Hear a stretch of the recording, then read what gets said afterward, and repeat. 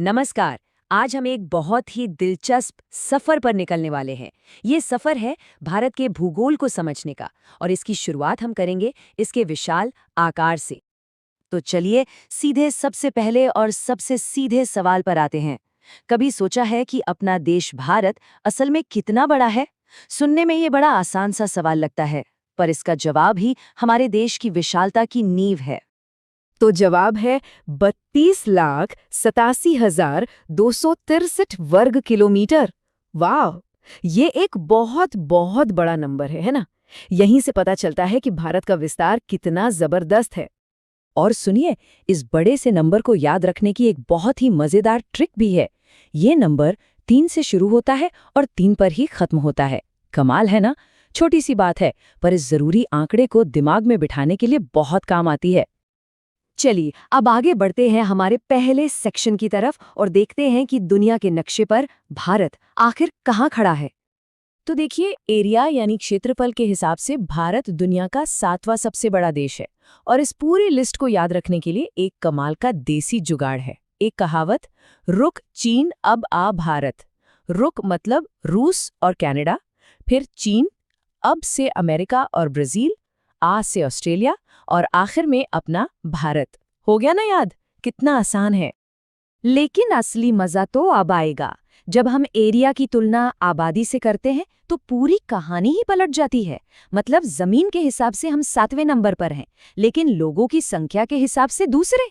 ये दिखाता है कि हमारे देश का जनसंख्या घनत्व मतलब डेमोग्राफिक डेंसिटी कितनी ज्यादा है। तो दुनिया की बात हो गई। अब जरा जूम इन करते हैं और भारत की अपनी सीमाओं और उसके फैलाव को और करीब से देखते हैं। भारत की सीमाएं सच में बहुत लंबी हैं। देखिए, इसकी जो जमीनी सीमा है वो है करीब 15,200 किलोमीटर। अंदाजा लगाइए, ये दिल्ली से सिडनी तक जाने जैसा है। और जो समुद्री सीमा है, द्वीपों को मिलाकर, वो भी 7,500 किलोमीटर से ज्यादा है। ये आंकड़े वाकई में भारत के विशाल आकार को बयां करते हैं। अगर हम उत्तर से दक्षिण की तरफ देखें, तो इंदिरा कॉल से लेकर मुख्य भूमि के दक्षिणी छोर तक भारत की लंबाई है 3,214 किलोमीटर। और अगर पश्चिम से पूर्व की तरफ जाएं, मतलब गुजरात के सर क्रीक से लेकर अरुणाचल प्रदेश तक, तो इसकी चौड़ाई है 2,933 किलोमीटर। तो ये तो हो गई लंबाई चौड़ाई की बात। पर दुनिया के ग्लोब पर भारत की एकदम सटीक लोकेशन क्या है? इसके लिए हमें थोड़ा टेक्निकल होना पड़ेगा। इससे पहले कि हम कोऑर्डिनेट्स देखें, चलिए फटाफट अक्षांश और देशांतर को समझ लेते हैं। अक्षांश यानी लैटिट्यूड, वो लेटी हुई लाइनें हैं जो ग्लोब पर पूर्व से पश्चिम की ओर जाती हैं।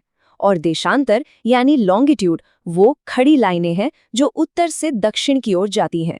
ये दोनों मिलकर एक ग्रिड बनाती हैं, जिससे पृथ्वी पर किसी भी जगह का पक्का पता चल जाता है। तो भारत कहाँ है इस ग्रिड पर? हमारी मुख्य भूमि 8 डिग्री 4 मिनट उत्तरी अक्षांश से शुरू होकर 37 डिग्री 6 मिनट उत्तरी अक्षांश तक जाती है। और देशांतर में ये 68 डिग्री 7 मिनट पूर्व से 97 डिग्री 25 मिनट पूर्व तक फैली हुई है। इसका सीधा सा मतलब ये है कि भारत पूरी तरह से उत्तरी और पूर्वी गोलार्ध यानी नॉर्दर्न और ईस्टर्न हेमिस्फीयर में आता है। ये एक बहुत ही ज़रूरी फैक्ट है। चलिए अब जरा उन जरूरी काल्पनिक रेखाओं पर नजर डालते हैं जो भारत के नक्शे के ऊपर से गुजरती हैं और हमारे देश के समय और मौसम को तय करने में मदद करती हैं। हम सब IST यानी भारतीय मानक समय की बात करते हैं। ये ग्रीनविच मीन टाइम यानी GMT से ठीक 5.5 घंटे आगे है। और ये समय तय होता है 82.5 डिग्री पूर्वी देशांतर रेखा से, जो देश के लगभग बीच से गुजरती है। इसी वजह से पूरे भारत में एक ही समय चलता है। और ये जो जरूरी देशांतर रेखा है, जिसे हम इंडियन स्टैंडर्ड मेरिडियन भी कहते हैं, ये भारत के 5 राज्यों से होकर निकलती है। कौन कौन से? उत्तर प्रदेश, मध्य प्रदेश, छत्तीसगढ़, ओडिशा और आंध्र प्रदेश। एक और बहुत ही महत्वपूर्ण रेखा है कर्क रेखा यानी ट्रॉपिक ऑफ कैंसर। ये भारत को लगभग 2 बराबर हिस्सों में बांट देती है और ये गुजरती है पूरे 8 राज्यों से। पश्चिम में गुजरात से शुरू होकर फिर राजस्थान, मध्य प्रदेश, छत्तीसगढ़, झारखंड, पश्चिम बंगाल, त्रिपुरा और आखिर में पूर्व में मिजोरम तक। तो देश के अंदर की बातें हो गईं। अब जरा अपनी नजरें भारत की अंतर्राष्ट्रीय सीमाओं और हमारे पड़ोसियों पर डालते हैं।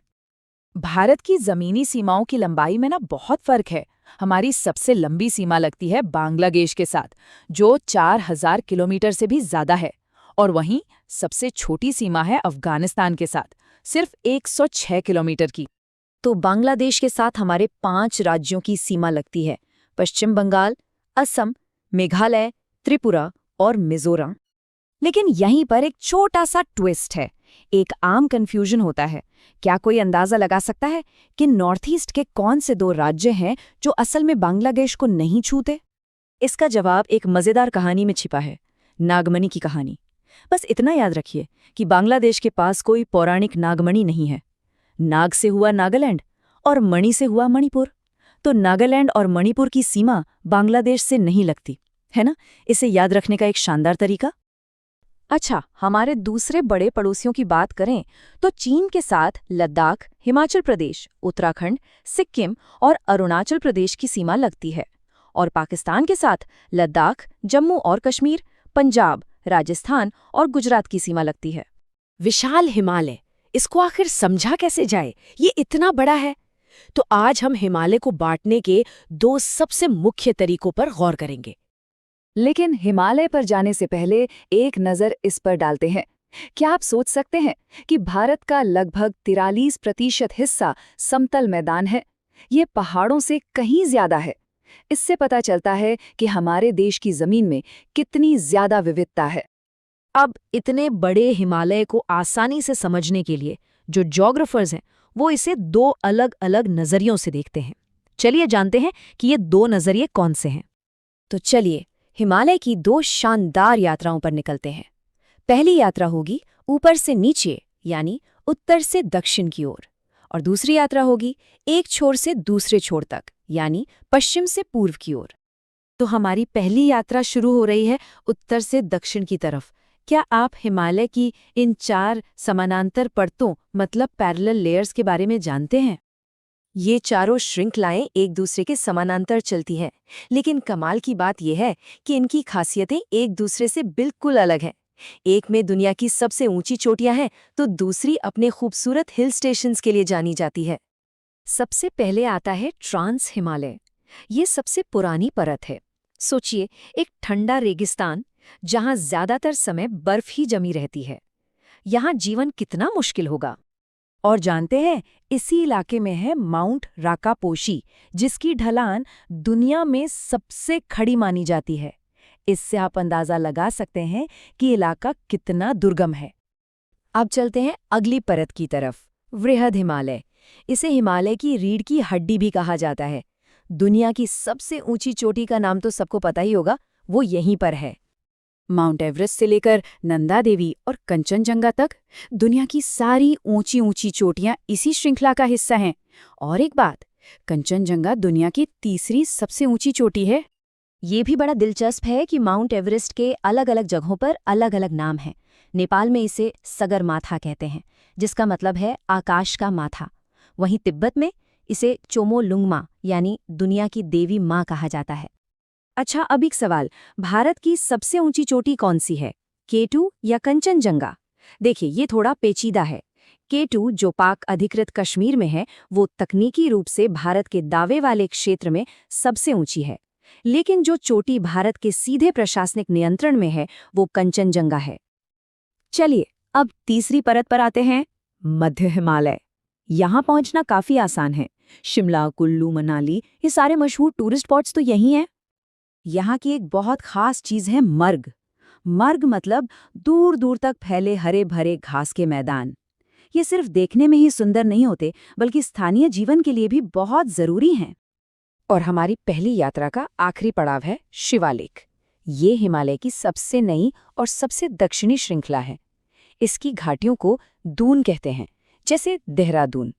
ये एक तरह से पहाड़ों का एंट्री गेट है। तो ये थी हमारी उत्तर से दक्षिण की यात्रा।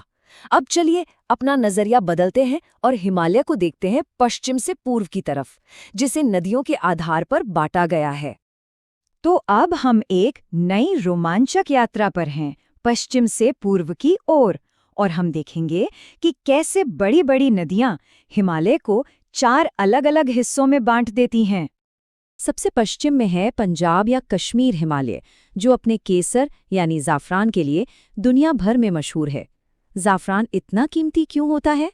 क्योंकि सिर्फ आधा किलो केसर के लिए लगभग 75,000 फूल लगते हैं। इसके बाद आता है कुमायूं हिमालय, जो ज्यादातर उत्तराखंड में फैला है। याद है, हमने नंदा देवी, केदारनाथ और बद्रीनाथ जैसी चोटियों की बात की थी, वो सब इसी हिस्से में आती हैं। अब आता है सबसे लंबा हिस्सा, नेपाल हिमालय। ये करीब 800 किलोमीटर तक फैला हुआ है। अंदाजा लगाइए, ये दिल्ली से कोलकाता की दूरी के बराबर है। और हाँ, माउंट एवरेस्ट भी इसी हिस्से में है। और हमारी ये पश्चिम से पूर्व की यात्रा खत्म होती है असम हिमालय पर। ये इलाका अपनी जबरदस्त बायोडायवर्सिटी के लिए जाना जाता है, जहाँ रेड पैंडा जैसे कई दुर्लभ जानवर भी पाए जाते हैं। तो हमने हिमालय को दो अलग-अलग तरीकों से देखा, एक उत्तर से दक्षिण की परतों में और दूसरा पश्चिम से पूर्व के क्षेत्रों में। इन दोनों को मिलाकर हमें हिमालय की एक पूरी तस्वीर मिलती है। लेकिन सवाल ये है कि ये विभाजन क्यों जरूरी है? देखिए, ये सिर्फ नक्शे पर खींची गई लकीरें नहीं हैं। यही विभाजन तय करते हैं कि कहाँ का मौसम कैसा होगा, कहाँ कौन से पेड़ पौधे और जानवर मिलेंगे। असल में ये पूरे दक्षिण एशिया के मानसून और संस्कृति पर असर डालते हैं। नमस्कार। भारत के पहाड़ ये सिर्फ जमीन के ऊंचे नीचे हिस्से नहीं हैं।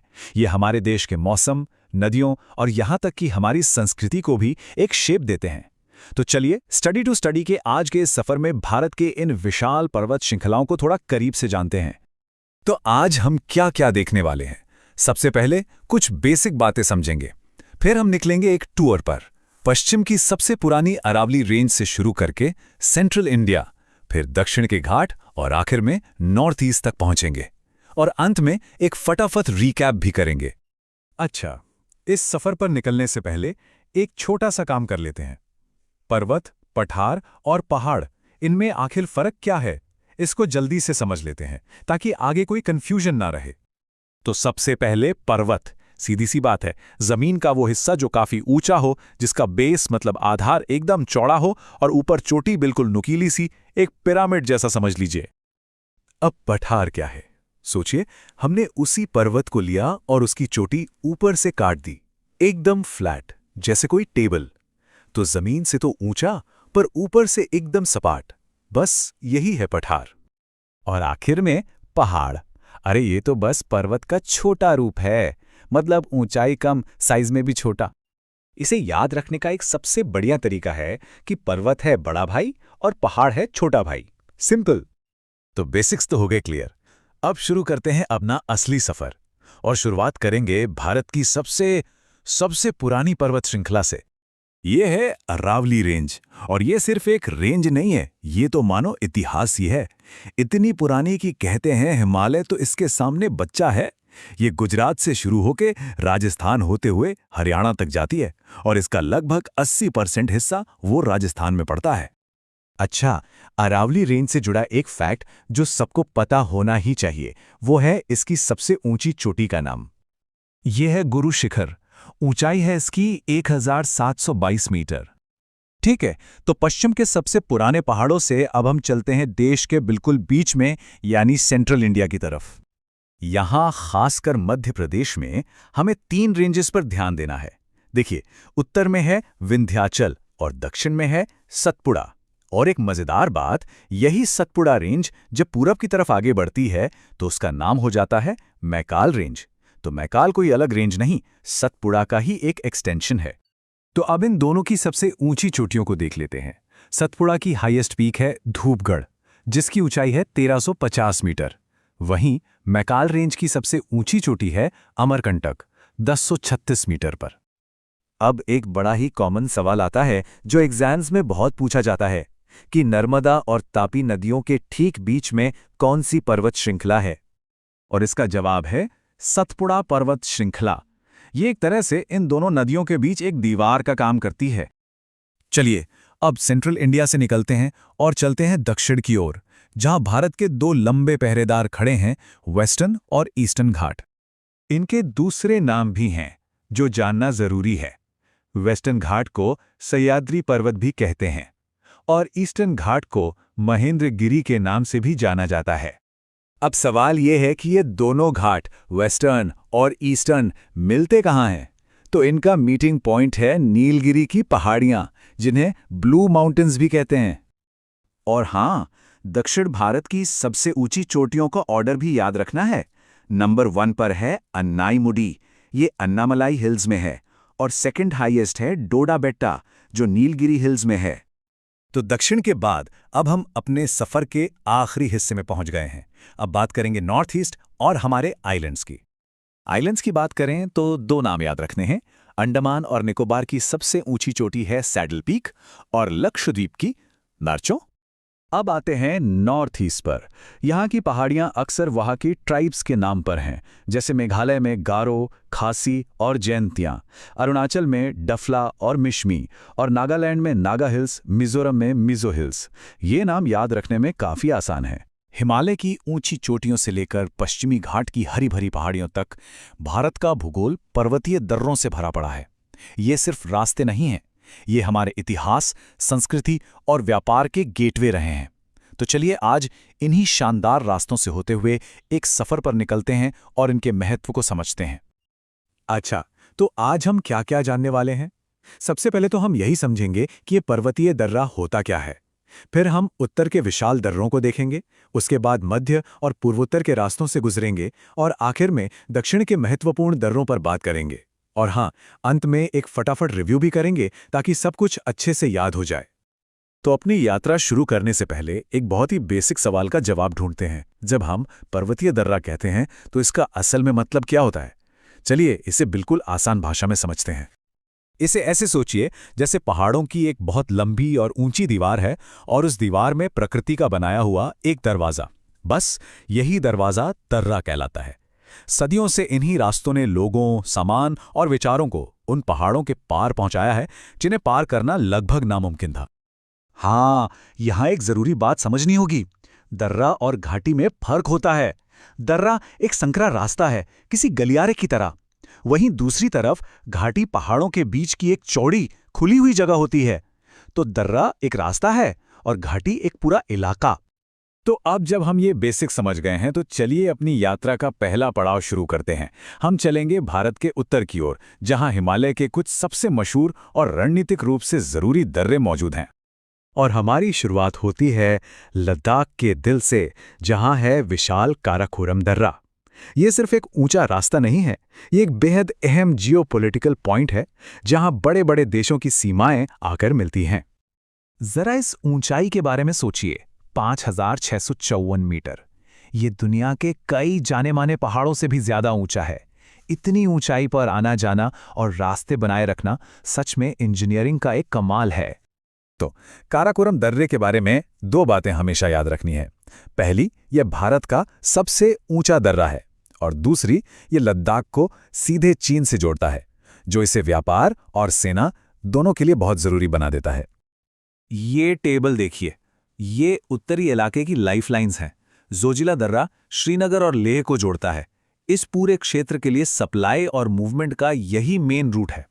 वहीं शिपकीला हमें तिब्बत से जोड़ता है, जो सदियों पुराना एक ऐतिहासिक व्यापारिक मार्ग रहा है। अच्छा, इतने सारे नाम याद रखने में थोड़ी मुश्किल हो रही है। कोई बात नहीं, एक मजेदार ट्रिक बताता हूं। जोजिला सुनने में 2 जिला जैसा लगता है ना? बस यही हमें याद दिलाएगा कि ये 2 महत्वपूर्ण जिलों या राजधानियों को जोड़ता है, श्रीनगर और लेह। और रोहतांग का क्या? उसके ऊबड़ खाबड़ और घुमावदार रास्ते इतने मुश्किल हो सकते हैं कि किसी को भी रोना आ जाए। ये एक फनी इमेज है जो रोहतांग नाम को याद रखने में मदद करेगी। तो उत्तर के विशाल और बर्फीले पहाड़ों से हमारी यात्रा अब पूरब की ओर मुड़ती है। यहाँ उत्तराखंड और पूर्वोत्तर में दर्रों का एक बिल्कुल अलग ही रूप देखने को मिलता है। ये अक्सर प्राचीन तीर्थ यात्राओं और जीवंत संस्कृतियों से जुड़े हुए हैं। पता है, उत्तराखंड की वादियों में एक ऐसा दर्रा छुपा है जिसकी कहानी एक बहुत ही पवित्र यात्रा से जुड़ी है, जो हर साल हजारों श्रद्धालुओं को अपनी ओर खींचती है। कोई अंदाजा है कि ये कौन सा दर्रा हो सकता है? देखिए, कनेक्शन कितना जबरदस्त है। मशहूर कैलाश मानसरोवर यात्रा के लिए तीर्थयात्रियों को लिखकर अनुमति लेनी पड़ती है, और यही शब्द लिखना हमें सीधे लिपुलेख दर्रे तक ले जाता है, जो इस आध्यात्मिक यात्रा का प्रवेश द्वार है। पूर्वोत्तर तो जैसे दर्रों का खजाना है और हर एक की अपनी अलग कहानी है। ये रास्ते भारत को म्यांमार और उससे आगे के देशों से जोड़ते हैं, जिस वजह से ये कल्चरल एक्सचेंज और व्यापार के लिए बहुत ज्यादा महत्वपूर्ण है। ये वाली ट्रिक तो और भी मजेदार है। मणिपुर में तुजु दर्रे को याद रखने के लिए एक शाही मुकुट यानी ताज के बारे में सोचिए। और ताज को क्या चीज खास बनाती है? कीमती रत्न यानी मणि। तो तुजु और ताज सुनने में एक जैसे लगते हैं, जो इसे सीधे मणिपुर से जोड़ देते हैं। हिमालय की ऊंचाइयों से अब हम अपने सफर के आखिरी पड़ाव के लिए दक्षिण की ओर उतरते हैं। यहाँ पश्चिमी घाट के हरे भरे घुमावदार नज़ारों में हमें बिल्कुल अलग तरह के दर्रे मिलते हैं, जो तटीय इलाकों को दक्कन के पठार से जोड़ते हैं। ये 4 दर्रे थालघाट, भोरघाट, पालघाट और सिनकोटा दक्षिण भारत की आर्थिक लाइफलाइन है। ये मुंबई और पुणे जैसे बड़े शहरों को देश के अंदरूनी हिस्सों से जोड़ते हैं और केरल के बंदरगाहों और मसाला बागानों के बीच व्यापार को आसान बनाते हैं। वाह, हमने काफी लंबा और दिलचस्प सफर तय किया है। तो अब समय है एक छोटी सी चुनौती का। देखते हैं कि इस यात्रा की कौन-कौन सी बातें याद रहीं। तैयार हैं? चलिए, पहला सवाल याद कीजिए। हमने भारत की छत के बारे में बात की थी, तो भारत का सबसे ऊंचा दर्रा कौन सा है? बिल्कुल सही, लद्दाख में स्थित काराकोरम दर्रा, जो भारत को चीन से जोड़ता है, सबसे ऊंचा होने का खिताब रखता है। अच्छा, अब उस दर्रे के बारे में सोचिए जिसका गहरा आध्यात्मिक कनेक्शन है। कौन सा रास्ता कैलाश मानसरोवर की पवित्र यात्रा के लिए जाना जाता है? उत्तराखंड में लिपुलेख दर्रा एकदम सही जवाब। ये सिर्फ एक रास्ता नहीं, बल्कि अनगिनत तीर्थयात्रियों के लिए एक पवित्र आध्यात्मिक मार्ग है। तो काराकोरम की रणनीतिक ऊंचाइयों से लेके लिपुलेख के पवित्र रास्तों तक एक बात तो साफ है, ये दर्रे सिर्फ चट्टानों के बीच के रास्ते नहीं हैं। ये सच में हमारे देश की जीवन रेखाएं हैं, जो हमें हमारे इतिहास, हमारी संस्कृति और हमारे पड़ोसियों से जोड़ती हैं। तो चलिए आज निकलते हैं एक सफर पर और जानते हैं भारत की 2 सबसे बड़ी और महत्वपूर्ण नदियों के बारे में, सिंधु और ब्रह्मपुत्र। अच्छा, भारत के नदी सिस्टम को समझने के लिए सबसे पहले ये जानना जरूरी है कि इन्हें हम मोटे तौर पर 2 बड़े ग्रुप्स में बांट सकते हैं। आज हम बात करने वाले हैं हिमालय से निकलने वाली 3 बड़ी नदी प्रणालियों में से 2 की। ये वो नदियां हैं जो विशाल पहाड़ों से निकलती हैं और पूरे उत्तर भारत में जिंदगी देती हैं, जिनमें हमारी पवित्र गंगा भी शामिल है। तो हमारी पहली नदी है सिंधु। चलिए इसके शानदार सफर को थोड़ा करीब से देखते हैं, जो ऊंचे पठारों से शुरू होकर एक विशाल समुद्र में जाकर मिलता है। सोचिए जरा, सिंधु नदी 1 नहीं, 2 नहीं, बल्कि 3 देशों से होकर गुजरती है। इसका सफर तिब्बत की बर्फीली ऊंचाइयों से शुरू होता है, फिर ये भारत के लद्दाख से गुजरती है और आखिर में पूरे पाकिस्तान को पार करते हुए अरब सागर में मिल जाती है। आगे बढ़ने से पहले ये 2 शब्द समझ लेना बहुत जरूरी है, क्योंकि ये किसी भी नदी की कहानी की चाबी हैं। एक है उद्गम स्थल, मतलब जहां से नदी पैदा होती है, और दूसरा है मुहाना, जहां उसका सफर खत्म होता है। लेकिन सिंधु की कहानी सिर्फ भूगोल की नहीं है, इसमें जियोपॉलिटिक्स भी है। 1960 में हुई एक बहुत ही महत्वपूर्ण संधि है, जो भारत और पाकिस्तान के बीच सिंधु और उसकी सहायक नदियों के पानी का बंटवारा करती है। ये इस पूरे इलाके के लिए एक लाइफलाइन की तरह है। अच्छा, सिंधु इस लंबे सफर में अकेली नहीं है, उसे साथ मिलता है 5 और जबरदस्त सहायक नदियों का, जिन्हें एक साथ पंचनद के नाम से जाना जाता है, मतलब 5 नदियों की धरती। और इस नदी परिवार के दिल में है चिनाब, जो सिंधु की सबसे बड़ी और सबसे जरूरी सहायक नदी है। चिनाब के रोल को समझने का एक बहुत बढ़िया तरीका है। सोचिए, वो एक बड़ी बहन जैसी है। वो दूसरी सभी सहायक नदियों को अपने साथ लेती है, उन्हें रास्ता दिखाती है और फिर सबको एक साथ लेकर सिंधु से मिलवाने ले जाती है। और ये हैं इस परिवार के बाकी 4 सदस्य। हर नदी की अपनी एक अलग कहानी है, अपने जन्मस्थान से लेकर उन बड़े शहरों तक जिन्हें वो अपने किनारों पर सींचती हैं।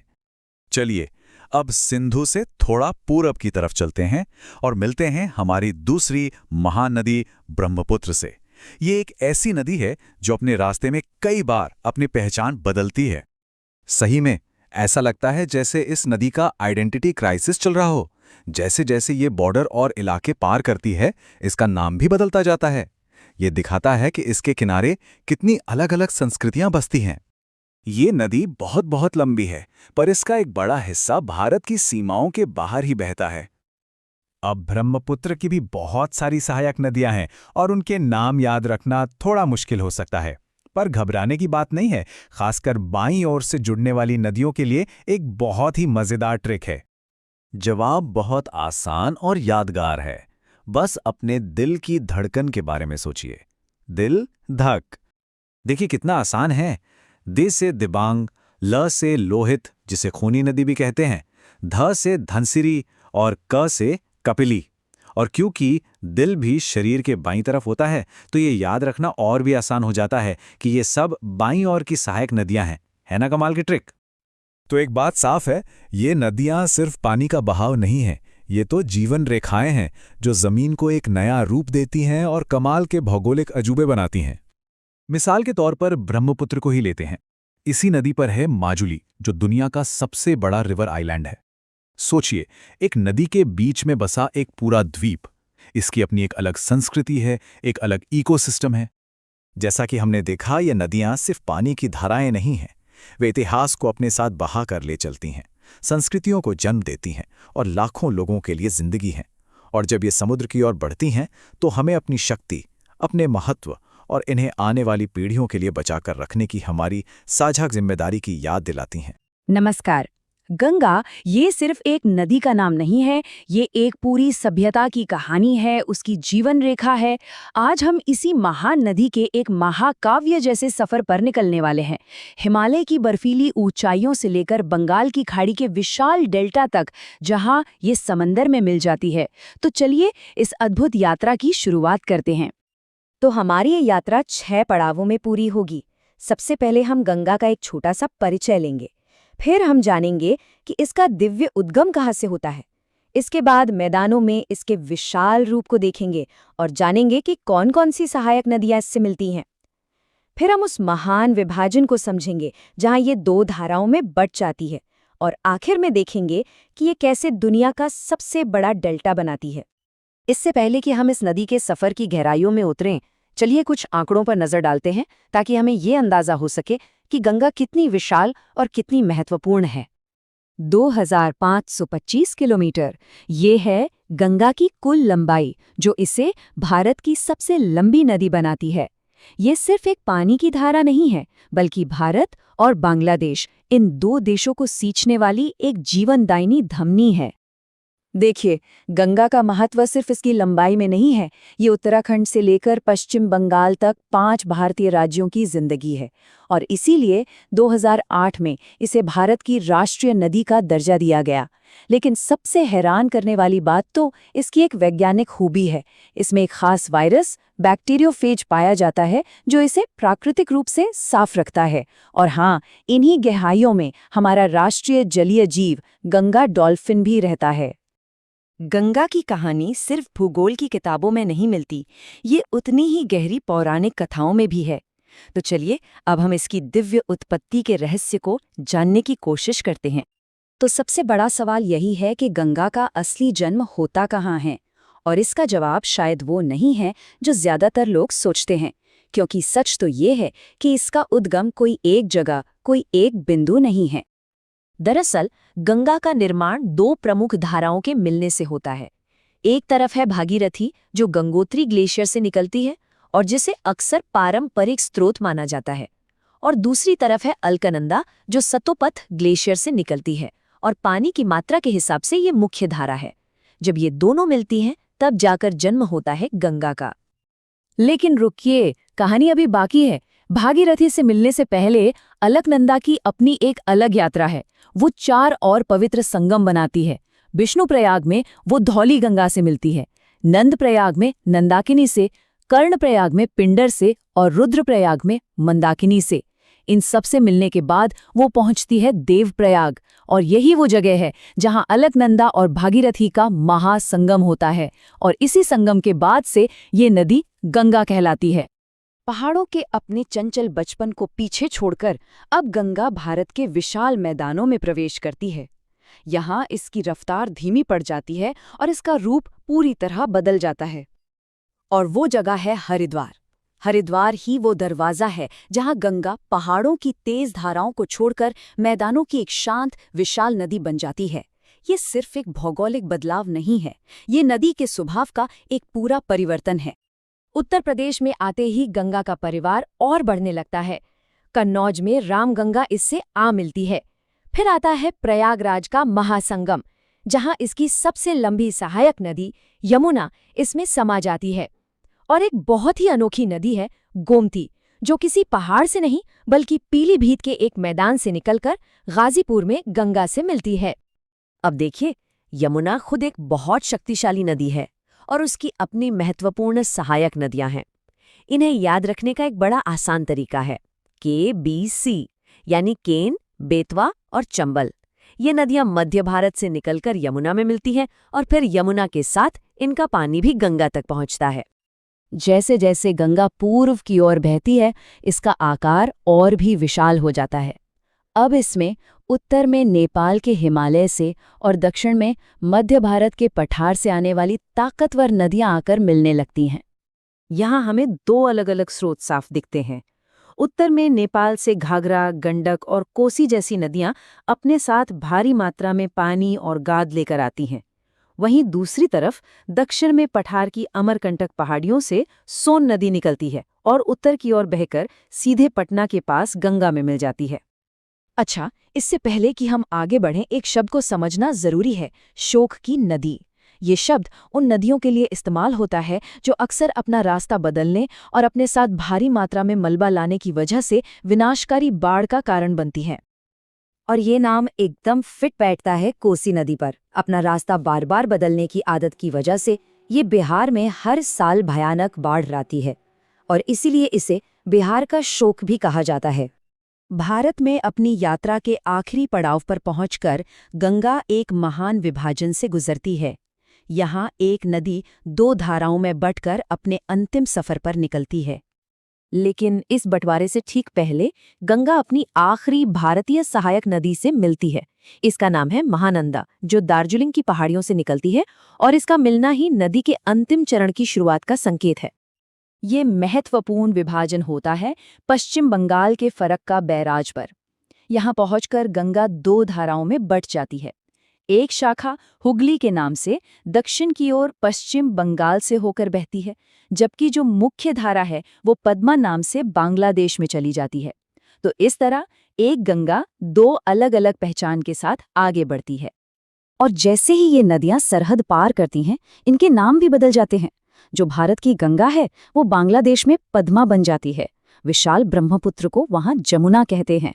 और जब ये दोनों महानदियां आपस में मिलती हैं तो इनकी मिली जुली धारा मेघना कहलाती है।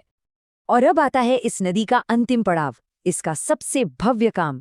ये अपनी पूरी यात्रा के दौरान लाए गए मलबे से एक विशाल उपजाऊ जमीन तैयार करती है। तो ये डेल्टा आखिर होता क्या है, इसे ऐसे समझिए। जब एक नदी पहाड़ों से निकलती है तो वो जुआ और तेज होती है, अपने साथ बहुत सारा मलबा, मिट्टी, पत्थर सब बहाकर ले चलती है। लेकिन जब वो समंदर के पास पहुंचती है तो वो बूढ़ी और धीमी हो जाती है और अपना सारा बोझ वहीं जमा कर देती है। बस यही जमा हुआ मलबा डेल्टा कहलाता है। और इसी प्रक्रिया का नतीजा है सुंदरबन डेल्टा। ये गंगा, ब्रह्मपुत्र और मेघना नदियों द्वारा बनाया गया दुनिया का सबसे बड़ा डेल्टा है, जो हमारे पर्यावरण के लिए बेहद जरूरी है। तो हमने देखा कि गंगा सिर्फ एक नदी नहीं, ये लगभग 50 करोड़ लोगों की जीवन रेखा है। इसका सफर जितना भव्य है उतना ही ये हमारे लिए महत्वपूर्ण भी है। तो चलिए भारत की नदियों की हमारी यात्रा अब दक्षिण की ओर मोड़ लेते हैं। आज हम जानेंगे प्रायद्वीपीय नदियों की कहानी, वो जीवन रेखाएं जो मध्य और दक्षिण भारत के पूरे लैंडस्केप को एक पहचान देती हैं। अच्छा, एक सवाल जो अक्सर हमारे मन में आता है कि उत्तर भारत की नदियों में जैसे गंगा या यमुना में साल भर पानी क्यों रहता है, जबकि दक्षिण की कई नदियां गर्मियों में लगभग सूख सी जाती हैं। इस बड़े ही दिलचस्प सवाल का जवाब भारत के भूगोल में ही छिपा है। तो देखिए, सारा खेल पानी के सोर्स का है। हिमालय से निकलने वाली नदियों को ग्लेशियर के पिघलने से भी पानी मिलता है और बारिश से भी। मतलब पानी का सोर्स डबल है, इसीलिए वो 12 मासी हैं, साल भर बहती हैं।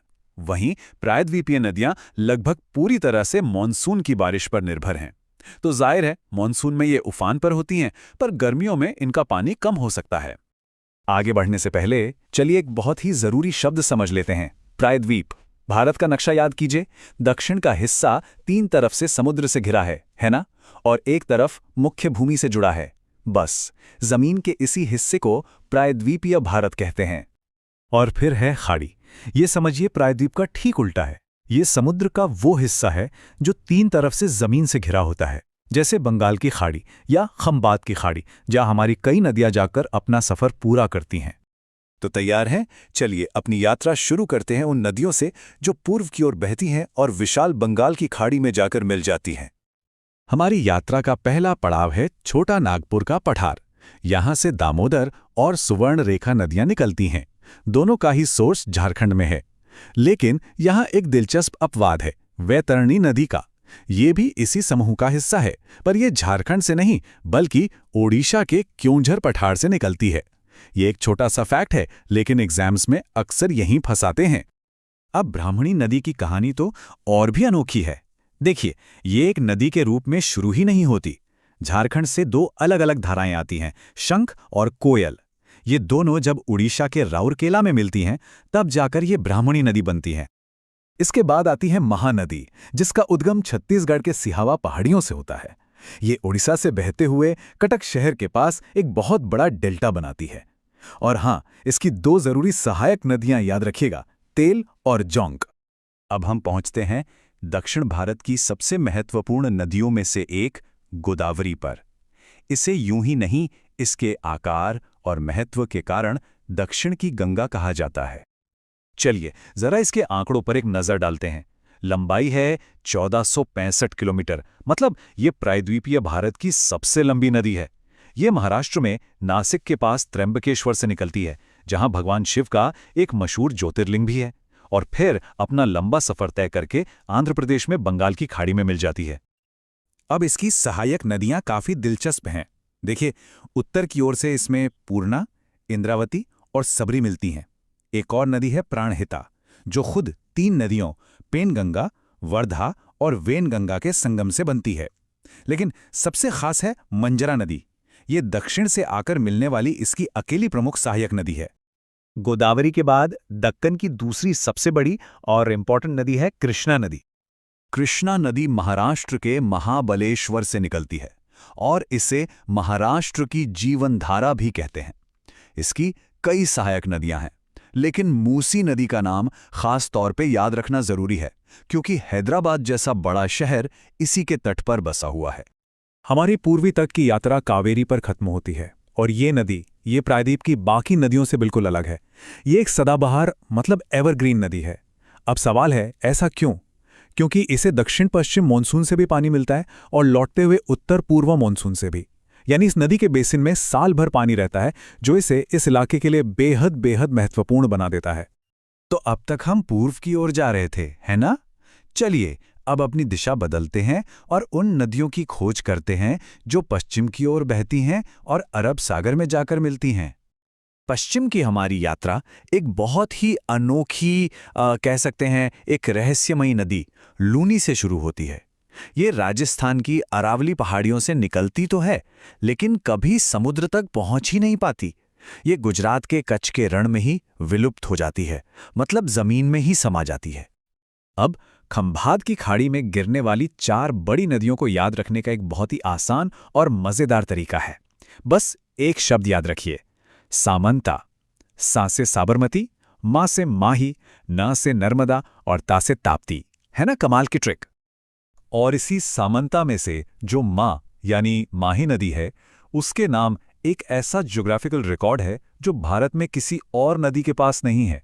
ये कर्क रेखा यानी ट्रॉपिक ऑफ कैंसर को पार करती है। एक बार नहीं बल्कि 2 बार। कमाल है ना? इससे पहले कि हम नर्मदा और ताप्ती पर पहुंचे, एक छोटा सा कंसेप्ट समझ लेते हैं। डेल्टा और ज्वारन नदमुख, जिसे एस्चुरी कहते हैं, इसमें क्या फर्क होता है। देखिए, जब कोई नदी समुद्र में मिलने से पहले धीमी होकर फैल जाती है और अपने साथ लाई मिट्टी जमा कर देती है तो डेल्टा बनता है। लेकिन जब नदी तेजी से बहती हुई सीधे समुद्र में मिल जाती है तो उसे ज्वारनदमुख कहते हैं।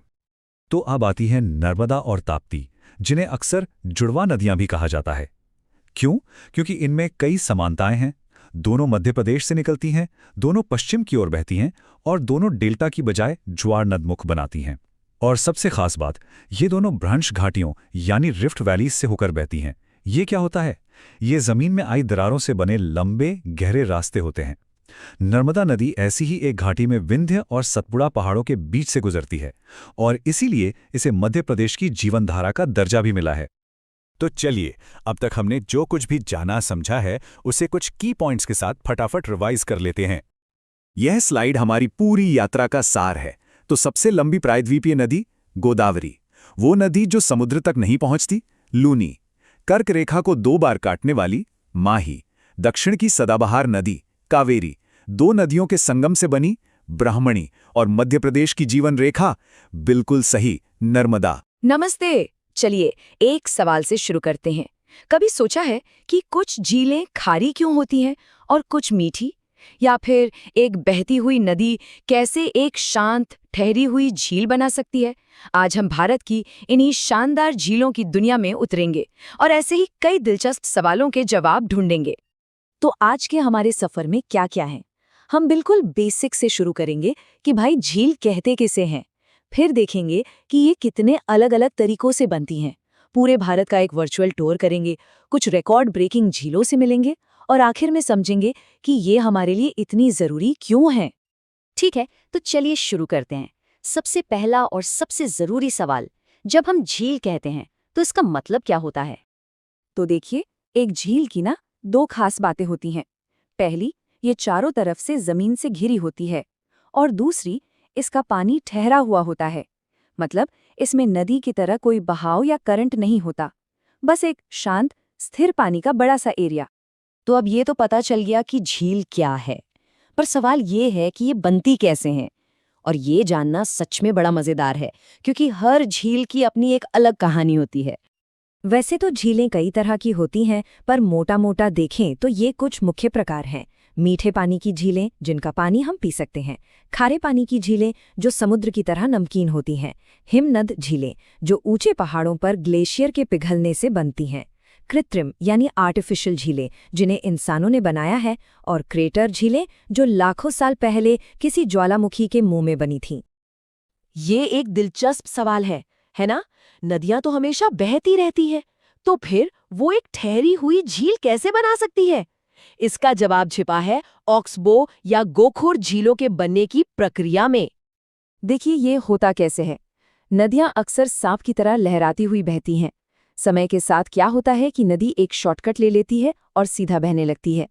इससे उसका जो पुराना घुमावदार रास्ता था, वो मुख्य नदी से कट जाता है। बस इसी ठहरे हुए सी शेप वाले हिस्से को हम गोखुर झील कहते हैं।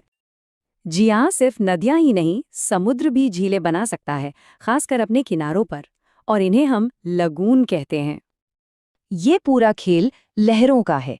लहरें लगातार किनारे पर रेत और मिट्टी जमा करती रहती हैं, जिससे धीरे धीरे रेत की एक दीवार जैसी बन जाती है। ये दीवार समुद्र के पानी के एक हिस्से को मेन समुद्र से अलग कर देती है और बस बन गई एक लगून झील। चलिए, अब थियोरी बहुत हो गई। अब निकलते हैं भारत के एक रोमांचक दौरे पर।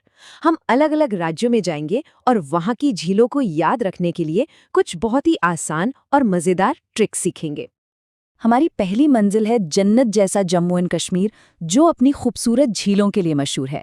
यहाँ वुलर और डल जैसी फेमस झीलें तो हैं ही, पर साथ ही अनंतनाग, बेरीनाग, शेषनाग और नागिन झीलें भी हैं। क्या इन नामों में कुछ कॉमन दिख रहा है? तो ये रही पहली सुपर ट्रिक। अगर किसी झील के नाम में नाग या नागिन शब्द आए तो लगभग पक्का है कि वो झील जम्मू और कश्मीर में ही है ना कमाल की ट्रिक? अब हम चलते हैं देवभूमि उत्तराखंड, जिसे झीलों का जिला भी कहते हैं। यहाँ नैनीताल, सातताल, राक्षसताल, देवताल जैसी झीलें हैं। यहाँ भी नामों में एक पैटर्न है, क्या किसी ने ध्यान दिया? बिल्कुल सही। उत्तराखंड की ज्यादातर झीलों के नाम के आखिर में ताल शब्द आता है। तो अगली बार ताल सुने तो समझ जाइएगा कि बात उत्तराखंड की हो रही है। कितना आसान है ना? लेकिन हाँ, हर रूल के कुछ अपवाद तो होते ही हैं। सूरज ताल और चंद्र ताल ये दोनों हिमाचल प्रदेश में हैं और रामगढ़ ताल उत्तर प्रदेश में। बस इन 3 को याद रख लीजिए और बाकी सभी ताल वाली झीलें आपको उत्तराखंड में ही मिलेंगी। चलिए अब थोड़ा तेजी से देश के दूसरे कोनों में चलते हैं। पूर्व में मणिपुर में है अद्भुत लोकटक झील, जिस पर दुनिया का इकलौता तैरता हुआ नेशनल पार्क है। पश्चिम में राजस्थान में सांभर जैसी विशाल खारे पानी की झीलें हैं और महाराष्ट्र की लोनार झील, वो तो अंतरिक्ष से आए एक उल्कापिंड के टकराने से बनी थी। दक्षिण में जाएं तो केरल की शांत वेम्बनाड और ओडिशा की विशाल चिल्का झील देखने लायक है। इतनी सारी झीलों की बात करने के बाद अब वक्त है उन चैंपियन से मिलने का जिन्होंने कुछ रिकॉर्ड्स बनाए हैं। ये हैं भारत की सबसे बड़ी, सबसे ऊंची और सबसे लंबी झीलें। तो चैंपियंस कौन है? भारत की सबसे बड़ी मीठे पानी की झील है जम्मू और कश्मीर की वुला। खारे पानी में समुद्र तट पर ओडिशा की चिल्का सबसे बड़ी है और जमीन से घिरी हुई झीलों में राजस्थान की सांभर। सबसे लंबी झील है केरल की वेम्बनाड और सबसे ज्यादा ऊंचाई पर है सिक्किम की चोलामू झील। अच्छा, अब थोड़ा फैक्ट्स और फिगर्स से आगे बढ़कर इन झीलों के असली मतलब को समझते हैं। ये सिर्फ पानी के बड़े बड़े गड्ढे नहीं हैं। और ये बात एकदम सच है। ये झीलें सिर्फ पानी नहीं है, ये अपने आप में एक पूरी दुनिया है, एक पूरा इकोसिस्टम चलाती हैं, हमारी संस्कृति का हिस्सा है और न जाने कितनी प्रजातियों का घर है। सच कहें तो ये हमारे देश की जीवन रेखाएं हैं। तो चलिए आज निकलते हैं एक वर्चुअल सफर पर भारत के कुछ सबसे शानदार और दिलकश वाटरफॉल्स को देखने के लिए। तैयार हो जाइए कुदरत के इन खूबसूरत नज़ारों को और करीब से जानने के लिए। आइए एक नज़र डालते हैं कि आज के हमारे इस सफ़र में क्या क्या शामिल है। हम शुरुआत करेंगे ये समझने से कि वाटरफॉल आखिर होता क्या है, फिर सेंट्रल और साउथ इंडिया के शानदार नज़ारे देखेंगे, भारत के सबसे ऊंचे वाटरफॉल की गुत्थी सुलझाएंगे, ईस्ट इंडिया के कुछ अनोखे झरनों को जानेंगे और आखिर में सारी खास बातों को एक साथ समेटेंगे। तो इससे पहले कि हम इन खूबसूरत नज़ारों में गोता लगाएं, चलिए फटाफट ये समझ लेते हैं कि हम असल में किस चीज़ के बारे में बात कर रहे हैं। मतलब एकदम आसान भाषा में कहें तो वाटरफॉल वो जगह है जहां किसी नदी का पानी एक चट्टान या किसी ऊंचाई से सीधा नीचे की तरफ गिरता है। ये कुदरत की ताकत और खूबसूरती का एक जबरदस्त मेल है। तो ठीक है, सफर की शुरुआत करते हैं भारत के दिल से, यानी सेंट्रल इंडिया से। यहाँ राजस्थान और मध्य प्रदेश में कुछ बेहतरीन वाटरफॉल्स छुपे हुए हैं। तो यहाँ देखिए, राजस्थान में है चूलिया वाटरफॉल जो चंबल नदी पर है, और फिर जब हम मध्य प्रदेश पहुँचते हैं तो वहाँ की जीवन रेखा नर्मदा नदी दो जबरदस्त वाटरफॉल बनाती है, एक धुआंधार और दूसरा कपिलधारा। और हाँ, इन्हें याद रखने की एक बड़ी मजेदार ट्रिक है। देखिए, नर्मदा को मध्य प्रदेश की जीवन धारा भी कहते हैं, है ना? और दोनों वाटरफॉल्स के नाम देखिए, धुआंधार और कपिलधारा, दोनों के आखिर में धार आता है। जीवन धारा, धार, बढ़िया है ना? और ये जो धुआंधार नाम है ना, ये ऐसे ही नहीं पड़ा। जब पानी इतनी जोर से नीचे गिरता है तो उसकी फुहारें बिल्कुल धुएं जैसा मंजर बना देती हैं। इसीलिए इसका नाम है धुआंधार, मतलब धुएं की धार। वाकई देखने लायक होता है। चलिए अब रुख करते हैं साउथ की तरफ, और यहाँ कर्नाटक में तो कुछ ऐसे वाटरफॉल्स हैं जो भारत में सबसे मशहूर और सबसे अहम हैं। साउथ में 3 बड़े नाम हैं। सबसे पहले जोग फॉल्स, इसके कई नाम हैं, गिरुसोप्पा या महात्मा गांधी फॉल्स भी कहते हैं इसे।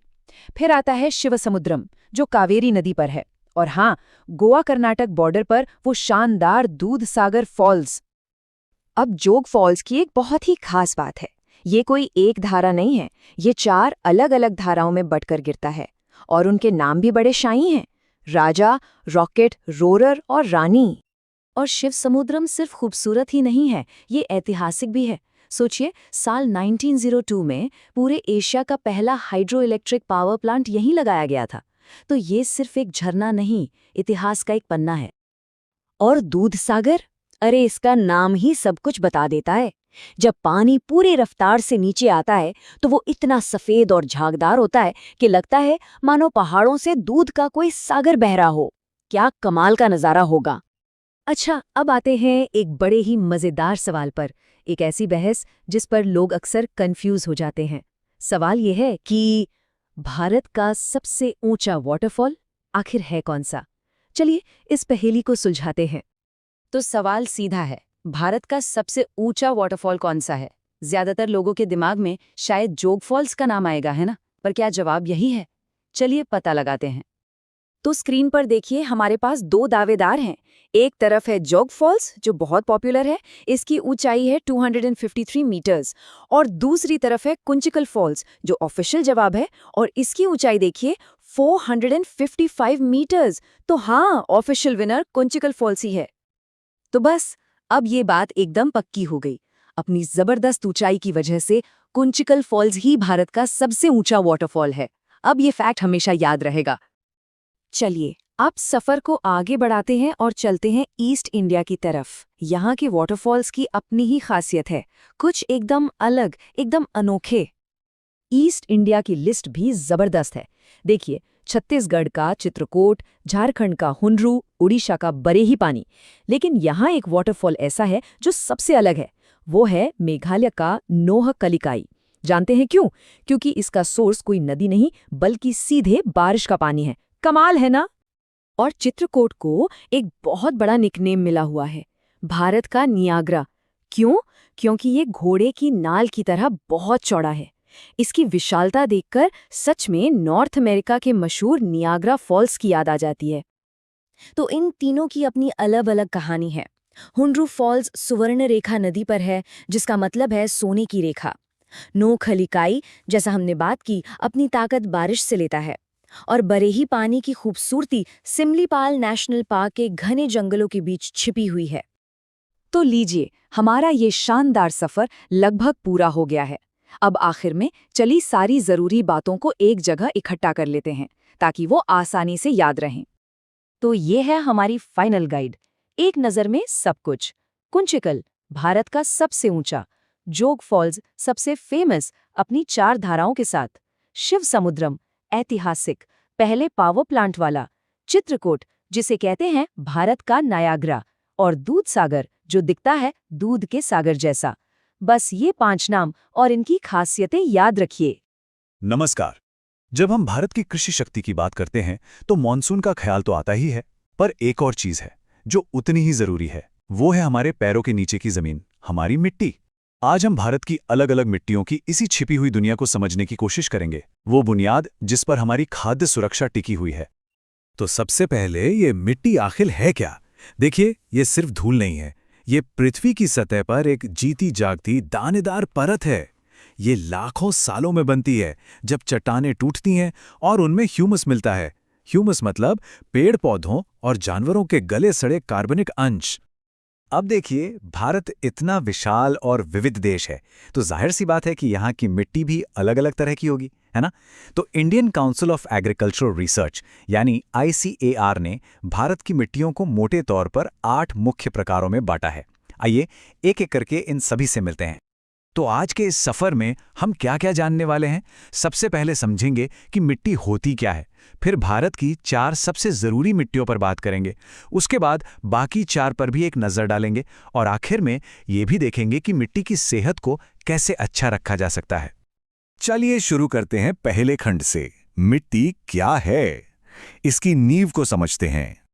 अब एक बात जो शायद थोड़ी हैरान करने वाली है, वो ये है कि भारत की ज्यादातर मिट्टियों में, चाहे वो किसी भी प्रकार की हों, 3 जरूरी चीजों की कमी पाई जाती है: नाइट्रोजन, फास्फोरस और ह्यूमस। यही कमी सीधे सीधे फसलों की पैदावार पर असर डालती है और बताती है कि हमें उर्वरकों की जरूरत क्यों पड़ती है। चलिए अब बात करते हैं उन बिग 4 की, मतलब भारत की वो 4 सबसे अहम मिट्टियां जो देश के आधे से ज्यादा हिस्से में फैली हैं, और सच पूछिए तो हमारी खेती की रीढ़ की हड्डी हैं। हमारी लिस्ट में सबसे पहले है जलोढ़ मिट्टी, जिसे दोमट या कछारी मिट्टी के नाम से भी जाना जाता है। ये भारत में सबसे ज्यादा पाई जाने वाली और सबसे ज्यादा उपजाऊ मिट्टी है। ये बनती कैसे है? सोचिए, जब नदियां पहाड़ों से बहकर नीचे आती हैं तो अपने साथ बहुत सारी गाद या तलछट लेकर आती हैं और मैदानों में बिछा देती हैं। इसी से बनती है जलोढ़ मिट्टी। नाम में ही इसका मतलब छिपा है। जल द्वारा ओढ़ी हुई यानी लाई हुई। इसमें चूना और पोटाश खूब होता है और इसी वजह से हमारे उत्तरी मैदान धान, गेहूं और गन्ने जैसी फसलों से लहलहाते हैं। अच्छा, जलोढ़ मिट्टी भी दो तरह की होती है, बांगर और खादर। अब इसको समझने का सबसे अच्छा तरीका है बिहार का उदाहरण लेना। जिन इलाकों में हर साल बाढ़ आती है, वहां नई मिट्टी की परत बिछ जाती है। ये बहुत उपजाऊ होती है और इसे ही कहते हैं खादर। और जो इलाके बाढ़ से दूर हैं, वहां पुरानी मिट्टी ही रहती है जो कम उपजाऊ होती है। इसे कहते हैं बांगर। याद रखने के लिए भंगार शब्द सोच सकते हैं, मतलब पुराना। अब आते हैं हमारी दूसरी अहम मिट्टी पर, काली मिट्टी। इसका जन्म बड़ा ही नाटकीय है। ये दक्कन के पठार में पुरानी ज्वालामुखी बेसाल्ट चट्टानों के टूटने से बनी है, जो लाखों साल पहले लावा बहने से बनी थीं। इस मिट्टी की एक बहुत ही अनोखी खासियत है, जब ये सूखती है ना, तो इसमें बड़ी बड़ी गहरी दरारें पड़ जाती हैं। ऐसा लगता है मानो किसी ने खेत की जुताई कर दी हो, और इसी वजह से इसे स्वतः जुताई वाली मिट्टी का मजेदार नाम मिला है। इसके नाम भी कई हैं, रेगुर मिट्टी, कपास की मिट्टी और लावा मिट्टी। और इसका काला रंग वो आता है टिटेनीफेरस मैग्नेटाइट से। याद रखने का सिंपल तरीका, मैग्नेट यानी चुंबक अक्सर काला होता है ना। ये मिट्टी महाराष्ट्र, मध्य प्रदेश और गुजरात जैसे राज्यों में खूब पाई जाती है, और कपास की खेती के लिए तो ये सबसे बेहतरीन मानी जाती है। तीसरी मिट्टी है लाल मिट्टी। ये प्रायद्वीपीय भारत के उन इलाकों में मिलती है जहां बारिश कम होती है। इसका ये जो खास लाल रंग है, वो आता है फेरिक ऑक्साइड की वजह से। अरे ये वही चीज है जिससे लोहे में जंग लगता है। तो ये मिट्टी आयरन और सिलिका से भरपूर होती है और बाजरा जैसी फसलों के लिए एकदम बढ़िया है। और एक दिलचस्प बात, जब ये पानी सोख लेती है तो पीली पड़ जाती है। और हमारी चौथी प्रमुख मिट्टी है लैटेराइट, जो बहुत ही एक्सट्रीम कंडीशंस में बनती है, यानी बहुत ज्यादा बारिश और बहुत ज्यादा गर्मी। इन हालात में एक प्रोसेस होता है जिसे कहते हैं निक्षालन या लीचिंग। होता क्या है कि जब बहुत तेज बारिश होती है तो वो मिट्टी की ऊपरी परत के सारे पोषक तत्वों को अपने साथ घोलकर बहा ले जाती है। नतीजा, मिट्टी कम उपजाऊ रह जाती है। भले ही ये प्राकृतिक रूप से कम उपजाऊ हो, लेकिन लैटेराइट मिट्टी चाय, कॉफी और काजू जैसी बागानी फसलों के लिए परफेक्ट है, जो खास तौर पर केरल और पश्चिमी घाट में मिलती है। और हाँ, इसका एक और बहुत बड़ा इस्तेमाल है, ईंट बनाना। असल में लैटेराइट शब्द लैटिन के लैटर शब्द से ही आया है, जिसका मतलब होता है ईंट। तो ये तो थी बिग फोर। इनको समझने के बाद आइए अब बाकी की 4 मिट्टियों पर एक फटाफट नजर डालते हैं, ताकि भारत की मिट्टी की पूरी तस्वीर साफ हो जाए। तो जल्दी से देखते हैं। एक है पर्वतीय मिट्टी, जो हिमालय में सेब और चाय के लिए अच्छी है। फिर है मरुस्थलीय मिट्टी, जो राजस्थान में मिलती है, सूखी और रेतीली। तीसरी है लवणीय मिट्टी, जिसमें नमक बहुत ज्यादा होता है, जैसे गुजरात के कच्छ के रण में। और आखिर में आती है दलदली मिट्टी, जो केरल जैसी जगहों पर मिलती है और सड़ी गली वनस्पतियों की वजह से ह्यूमस से भरपूर होती है। इन सभी प्रकारों को जानना एक बात है, पर इन्हें संभालना और मैनेज करना ही असल काम है। तो हमारा आखिरी खंड मिट्टी की सेहत के प्रैक्टिकल पहलू पर है। मिट्टी की सेहत का एक बहुत बड़ा इंडिकेटर होता है उसका पीएच लेवल, यानी वो एसिडिक है या एल्कलाइन। ज्यादातर फसलें न्यूट्रल मिट्टी में ही सबसे अच्छी उगती हैं, जिसका पीएच 6 और 7 के बीच होता है, क्योंकि तभी उन्हें पोषक तत्व आसानी से मिल पाते हैं। तो फिर इस संतुलन को ठीक कैसे करें? इसका हल काफी सीधा है। अगर मिट्टी ज्यादा एसिडिक यानी अम्लीय है तो किसान उसमें चूना मिलाते हैं, और अगर ज्यादा एल्कलाइन यानी क्षारीय है तो जिप्सम का इस्तेमाल करते हैं। ये छोटे छोटे बदलाव फसल की पैदावार में जमीन आसमान का फर्क ला सकते हैं। तो जलोढ़ के मैदानों से लेकर दक्कन के लावा पठार तक भारत की मिट्टी भी उतनी ही विविध है जितने यहाँ के लोग। अगर आपको हमारा ये विश्लेषण पसंद आया हो तो सब्सक्राइब करें और शेयर करना न भूलें। जरा सोचिए, ऐसी जबरदस्त बनावटें जो ताकतवर नदियों का रास्ता ही मोड़ दें और पूरे के पूरे लैंडस्केप को हमेशा के लिए बदल कर रख दें। आज हम भारत के इन्हीं बड़े बड़े बांधों की दुनिया में उतरने वाले हैं। देखिए, ये सिर्फ कंक्रीट और स्टील के पहाड़ नहीं हैं, ये तो हमारे देश के विकास का धड़कता हुआ दिल हैं। तो सवाल ये उठता है कि कोई भी देश अपनी इतनी बड़ी बड़ी शक्तिशाली नदियों को काबू में कैसे करता है? इसका जवाब देखिए, कोई जादू टोना नहीं है, बल्कि ये छिपा है इंजीनियरिंग के उन चमत्कारों में जिन्हें हम कहते हैं डैम्स या बांध। अच्छा, बिल्कुल आसान भाषा में समझे तो बांध क्या है? बस एक बहुत मजबूत दीवार जो नदी के बहाव को रोक देती है। लेकिन इसका काम सिर्फ पानी रोकना नहीं है, ये असल में उस पानी को एक कीमती रिसोर्स में बदल देता है जिसके इतने सारे जरूरी इस्तेमाल हैं कि आप सोच भी नहीं सकते। पर देखिए, बांध बनाना सिर्फ एक कंक्रीट की दीवार खड़ी कर देना नहीं होता। इन बड़े बड़े स्ट्रक्चर्स के पीछे कुछ बहुत जरूरी मकसद होते हैं जो असल में पूरे देश की तरक्की को रफ्तार देते हैं। ये बांध ना असल में मल्टीटास्कर होते हैं, एक साथ कई काम करते हैं। सोचिए, हमारी खेती जो हमारी इकोनॉमी की रीढ़ है, उसके लिए सिंचाई का पानी यहीं से आता है। हमारे शहरों में पीने का पानी भी यहीं पहुंचाते हैं। और तो और ये क्लीन एनर्जी मतलब हाइड्रो इलेक्ट्रिसिटी बनाते हैं। और हाँ, सबसे जरूरी, हमें भयानक बाढ़ से भी बचाते हैं। तो जब एक बांध नदी की इतनी जबरदस्त ताकत को रोकता है तो पता है क्या होता है? एक नई चीज बनती है जिसे कहते हैं जलाशय या रिजर्वॉयर। ये और कुछ नहीं बल्कि एक इंसान की बनाई हुई बहुत बड़ी झील होती है। कभी कभी तो ये किलोमीटरों तक फैली होती है और पानी का एक बहुत बड़ा स्ट्रेटेजिक स्टॉक बन जाती है। अब देखिए, जैसे हर नदी का अपना एक अलग मिजाज होता है ना, वैसे ही हर बांध को भी एक खास डिजाइन की जरूरत होती है। मोटे तौर पर 3 तरह के बांध होते हैं और हर एक अपने आप में इंजीनियरिंग का एक अलग ही सोल्यूशन है। चलिए जरा इनको समझते हैं। यहां पर ना डिजाइन की 2 बिल्कुल अलग अलग फिलॉसफीज देखने को मिलती हैं। एक तरफ है ग्रेविटी डैम्स, जैसे कि भाखड़ा नांगल। ये बांध पानी के जबरदस्त प्रेशर का सामना कैसे करते हैं? अपने भारी भरकम वजन के दम पर। और दूसरी तरफ है रॉक फिल डैम्स, जैसे कि टेरी बांध। ये अपनी मजबूती के लिए मिट्टी और चट्टानों के एक सॉलिड मिक्सचर का इस्तेमाल करते हैं। और जो तीसरा टाइप है वो तो एफिशिएंसी का एक कमाल का उदाहरण है, आर्क डैम। इसका जो खूबसूरत घुमावदार डिजाइन है ना, वो पानी के प्रेशर से लड़ता नहीं है, बल्कि बड़ी चालाकी से उस प्रेशर को घाटी की दीवारों की तरफ ट्रांसफर कर देता है। मतलब नेचर को ही अपना साथी बना लेता है। केरल का इडुक्की डैम इसका एक परफेक्ट एग्जाम्पल है। और अब आते हैं मेन इवेंट पर।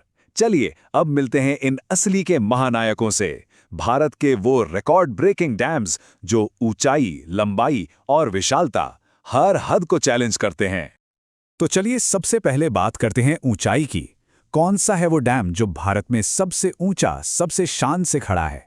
शायद इसका जवाब आपको चौंका दे। 260.5 मीटर। जरा इस ऊंचाई का अंदाजा लगाइए।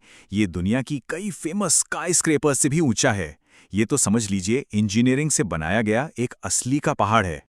जी हाँ, हम बात कर रहे हैं उत्तराखंड के टिहरी डैम की। ये भागीरथी और भिलंगना नदियों पर बना है और भारत के सबसे ऊंचे डैम का टाइटल इसी के नाम है। लेकिन रुकिए, अगर हम सिर्फ ग्रेविटी डैम्स की बात करें तो ये ताज किसी और के सिर पर है, और वो है महान भाखड़ा नांगल डैम। ये भारत का सबसे ऊंचा ग्रेविटी डैम है, एक ऐसा विशाल स्ट्रक्चर जो सतलुज नदी के पानी को काबू में रखता है। अच्छा, ऊंचाई की बात तो हो गई, अब एक और डायमेंशन देखते हैं, लंबाई। कौन सा डैम है जो होराइजन पर, मतलब जहां तक नजर जाए वहां तक फैला हुआ है? 25.8 किलोमीटर।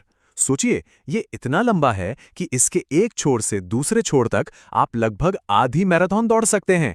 ये एक ऐसी विशालता है जिसे इमेजिन करना भी मुश्किल है। और ये रिकॉर्ड है ओडिशा के हीराकुंड डैम के नाम। महानदी पर बना ये बांध बिना किसी डाउट के पूरे भारत का सबसे लंबा बांध है। पर एक बात और, बांध हमेशा अकेले काम नहीं करते, कई बार एक साथ एक चेन की तरह काम करते हैं। और कृष्णा नदी का जो सिस्टम है वो इसका एक बेहतरीन उदाहरण है। तो चलिए कृष्णा नदी के सफर को देखते हैं।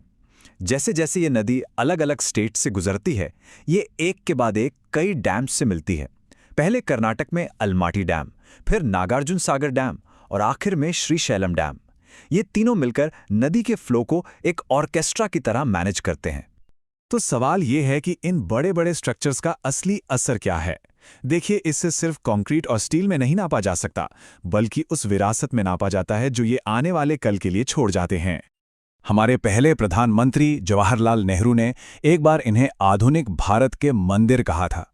ये एक बहुत पावरफुल बात है और ये उस सोच को दिखाती है कि इन बांधों को सिर्फ एक इंजीनियरिंग प्रोजेक्ट नहीं, बल्कि एक नए देश की नींव का पत्थर माना गया था। नमस्कार। चलिए आज भारत के शानदार राष्ट्रीय उद्यानों के एक यादगार सफर पे निकलते हैं।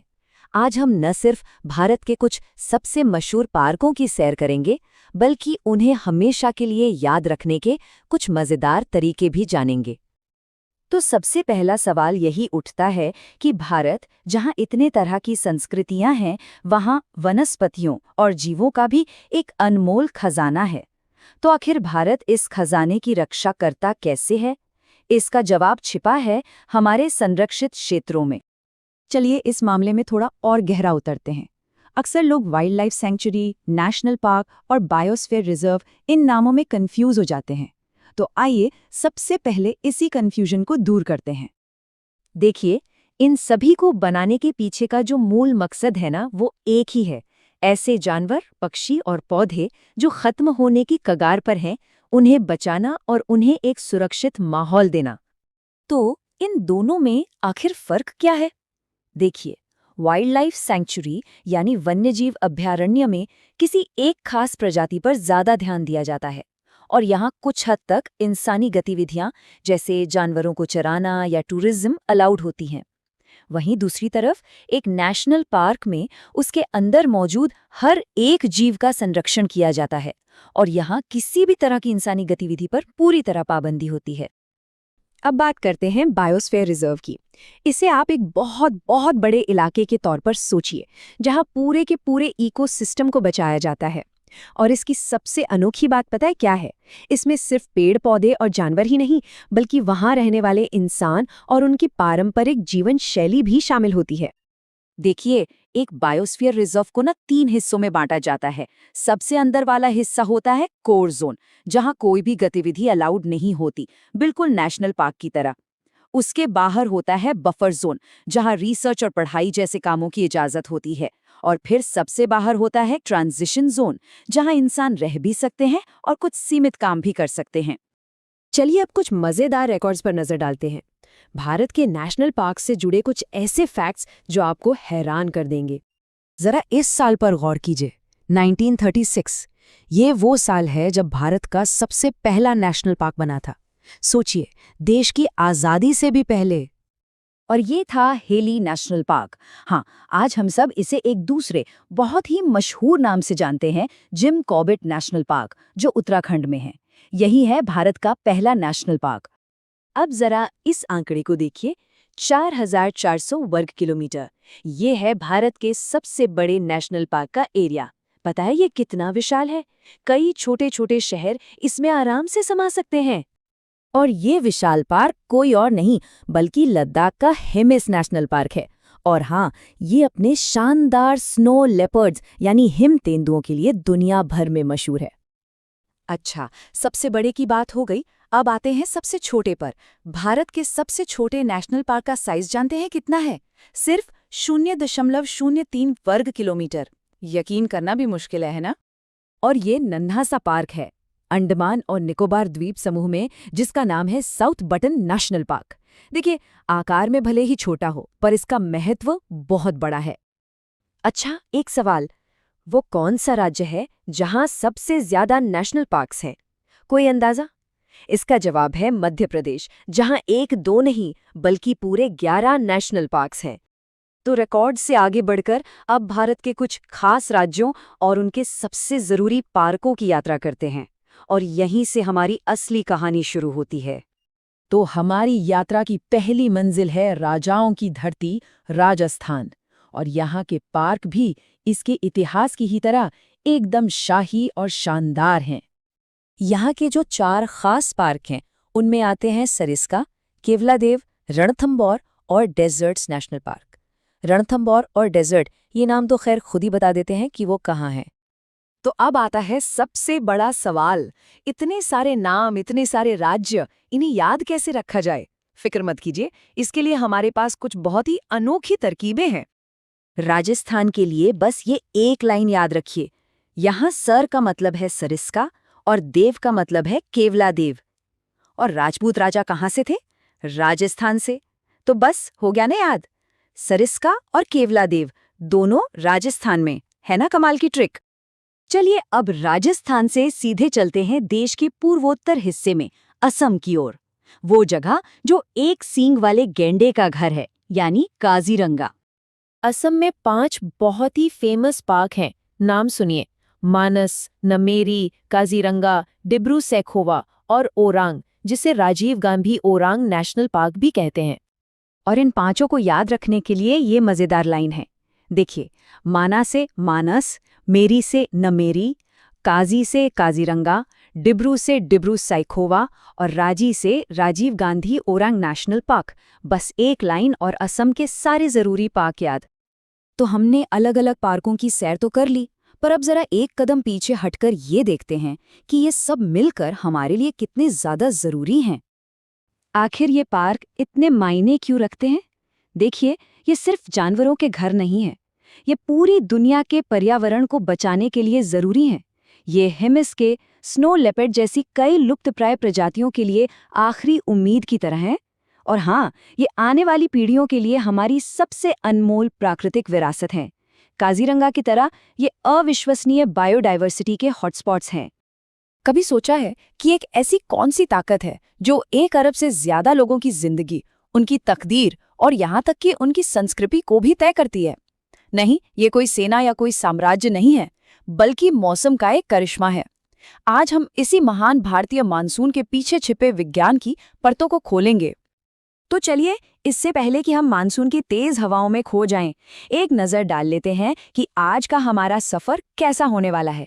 हम शुरुआत करेंगे मौसम और जलवायु के बीच के एक बहुत ही जरूरी फर्क से, और फिर मानसून के आने और जाने के पूरे शानदार सफर को कदम दर कदम समझेंगे। तो चलिए, सबसे पहले एक ऐसी गुत्थी सुलझाते हैं जो सुनने में तो बहुत सीधी साधी लगती है, पर अक्सर लोगों को कंफ्यूज कर देती है। अब देखिए, मौसम और जलवायु के बीच का ये फर्क सिर्फ किताबों की बात नहीं है। इसे समझना इसलिए ज़रूरी है ताकि हम जान सकें कि मानसून सिर्फ कुछ हफ्तों की बारिश का नाम क्यों नहीं है, बल्कि ये एक पूरा का पूरा सालाना भरोसेमंद सिस्टम है। इसे समझने का एक बहुत ही शानदार तरीका है। जरा सोचिए, क्लास में एक नए सख्त टीचर आते हैं और बात करने पर अचानक एक थप्पड़ लगा देते हैं।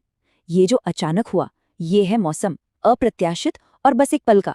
लेकिन उन्हीं टीचर के मिजाज को 6 महीने तक समझना कि वो कब गुस्सा होते हैं, कब नरम पड़ते हैं, ये है जलवायु, एक लंबा पैटर्न। तो अगर सीधे सीधे कहें, मौसम वो अचानक वाला थप्पड़ है और जलवायु उस टीचर का लंबे समय का जाना पहचाना मिजाज। और मानसून को समझने के लिए ना, ये फर्क जानना सबसे ज्यादा जरूरी है। ठीक है, तो अब जब हमारी नींव मजबूत हो गई है, तो चलिए इस खेल के नियम समझते हैं और सीधे मानसून की दुनिया में कदम रखते हैं। तो अगली बार जब कोई ये भारी भरकम शब्द उष्णकटिबंधीय मानसूनी जलवायु इस्तेमाल करें, तो बस इतना समझिए कि इसका मतलब है भारत एक गर्म इलाका है जहां बारिश लाने वाली हवाएं ही बॉस हैं। जी हाँ, खेतों में क्या उगेगा से लेकर नदियों में कितना पानी बहेगा, सब कुछ यही हवाएं तय करती हैं। और एक मजेदार बात बताऊं, ये जो शब्द है मॉनसून, ये असल में अरबी के मौसम से आया है, जिसका मतलब होता है मौसम। सोचिए, इससे साफ पता चलता है कि पुराने जमाने में इन हवाओं का व्यापार और सफर पर कितना बड़ा असर था।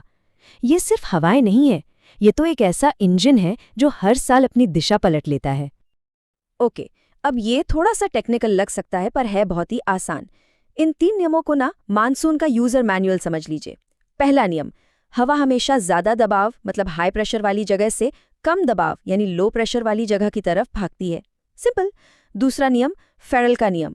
हमारी धरती घूमती है ना, तो इस घुमाव की वजह से हवा सीधी नहीं चलती, उत्तरी गोलार्ध में वो हमेशा अपने दाईं ओर मुड़ जाती है। और तीसरा, रेन शैडो इफेक्ट। पहाड़ एक बहुत बड़ी दीवार की तरह काम करते हैं और बारिश वाले बादलों को रोक लेते हैं, जिससे दूसरी तरफ सूखा रह जाता है। और अब बात करते हैं मेन इवेंट की, उस शानदार आगमन की जो अपने साथ लेकर आता है जिंदगी। जी हाँ, बात हो रही है दक्षिण पश्चिम मानसून की। तो ये सब शुरू कैसे होता है? गर्मी से। जून आते आते भारत की जमीन सूरज की गर्मी से इतनी ज्यादा तप जाती है कि ये एक बहुत बड़े लो प्रेशर वाले वैक्यूम क्लीनर में बदल जाती है। और ये वैक्यूम क्लीनर क्या करता है? ये हिंद महासागर के ऊपर से ठंडी नमी से लबालब हवा को जोर से अपनी तरफ खींचता है। अब जैसे ही नमी से भरी ये हवा भारत के दक्षिणी छोर से टकराती है, ये ठीक एक नदी की तरह 2 जबरदस्त धाराओं में बट जाती है। एक शाखा अरब सागर वाली शाखा और दूसरी बंगाल की खाड़ी वाली शाखा। तो ये जो अरब सागर वाली शाखा है, ये पश्चिमी तट के साथ साथ एक लंबा सफर शुरू करती है। ये केरला में पश्चिमी घाट से टकराती है और वहां झमाझम बारिश करती है। लेकिन उन्हीं पहाड़ों के कारण दूसरी तरफ का तमिलनाडु लगभग सूखा रह जाता है। याद है वो लेन शैडो इफेक्ट? ये उसका एक परफेक्ट एग्जाम्पल है। इसके बाद ये हवाएं उत्तर की ओर बढ़ती हैं और आखिर में जाकर महान हिमालय से टकराती हैं, जो इन्हें दिल्ली और पंजाब की तरफ मोड़ देता है। उधर दूसरी तरफ बंगाल की खाड़ी वाली शाखा की अपनी ही कहानी चल रही होती है। ये सीधा उत्तर पूर्व की तरफ बढ़ती है और मेघालय की पहाड़ियों में जाकर फंस जाती है। ये पहाड़ एक फनल की तरह काम करते हैं और नतीजा दुनिया की सबसे ज्यादा बारिश। इसके बाद हवा का एक हिस्सा पश्चिम की तरफ मुड़ जाता है, जो झारखंड, बिहार, यूपी जैसे राज्यों को पानी देता है और आखिरकार पंजाब में जाकर अरब सागर वाली शाखा से मिल जाता है। लेकिन रुकिए, कहानी अभी खत्म नहीं हुई है। मॉनसून की विदाई भी उसके आने जितनी ही ड्रामेटिक होती है। देखिए, होता क्या है कि जैसे जैसे सूरज दक्षिण की ओर खिसकता है, जमीन तो ठंडी होने लगती है, लेकिन समुद्र गर्म रहता है और बस पूरा का पूरा प्रेशर सिस्टम पलट जाता है। अब हवा जमीन से समुद्र की तरफ बहने लगती है और ये हमें देता है एक बिल्कुल ही अलग किस्म का मानसून, जिसे हम कहते हैं उत्तर पूर्व मानसून या फिर लौटता हुआ मानसून। और ये लौटता हुआ मानसून कोई हल्की फुल्की हवा नहीं है। जब ये बंगाल की खाड़ी के ऊपर से गुजरता है तो वहां से नमी उठा लेता है और पूर्वी तट पर जोरदार चक्रवात ला सकता है। और हाँ, तमिलनाडु याद है जो पहले सूखा रह गया था? अब उसकी बारी आती है।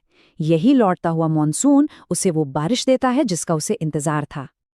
पर इस कहानी में अभी दो और दिलचस्प मोड़ बाकी हैं। देखिए, मॉनसून तो इस कहानी के हीरो हैं, लेकिन दो स्पेशल गेस्ट भी हैं जो भारत की जलवायु में एक बहुत ही अहम रोल निभाते हैं। जरा कल्पना कीजिए, कड़ाके की सर्दियों के बीच में भूमध्य सागर यानी मेडिटरेनियन सी से नमी लेकर हवाओं का एक सिस्टम हजारों किलोमीटर का सफर तय करके भारत पहुंचता है। इसी को कहते हैं पश्चिमी विक्षोभ या वेस्टर्न डिस्टर्बेंसेस। यही वो चीज है जो उत्तर भारत में सर्दियों की बारिश और हिमालय में भारी बर्फबारी लाती है, और ये बर्फबारी हमारी नदियों के लिए साल भर पानी का इंतजाम करती है। और फिर जब चिलचिलाती गर्मी में ऐसा लगने लगता है कि मानसून शायद कभी आएगा ही नहीं, तब होती है आम्रवर्षा यानी मैंगो शावर्स। ये सिर्फ एक बौछार नहीं है, ये एक उम्मीद है, एक राहत है जो फलों के राजा आम को पकने में मदद करती है। तो अब जब हम पूरी तस्वीर को एक साथ देखें तो एक बात बिल्कुल साफ हो जाती है। इन बाकी सभी घटनाओं के बावजूद असली किंग तो दक्षिण पश्चिम मॉनसून ही है। भारत की कुल सालाना बारिश का 80% हिस्सा अकेले यही देता है। ये सचमुच हमारे देश की जीवन रेखा है।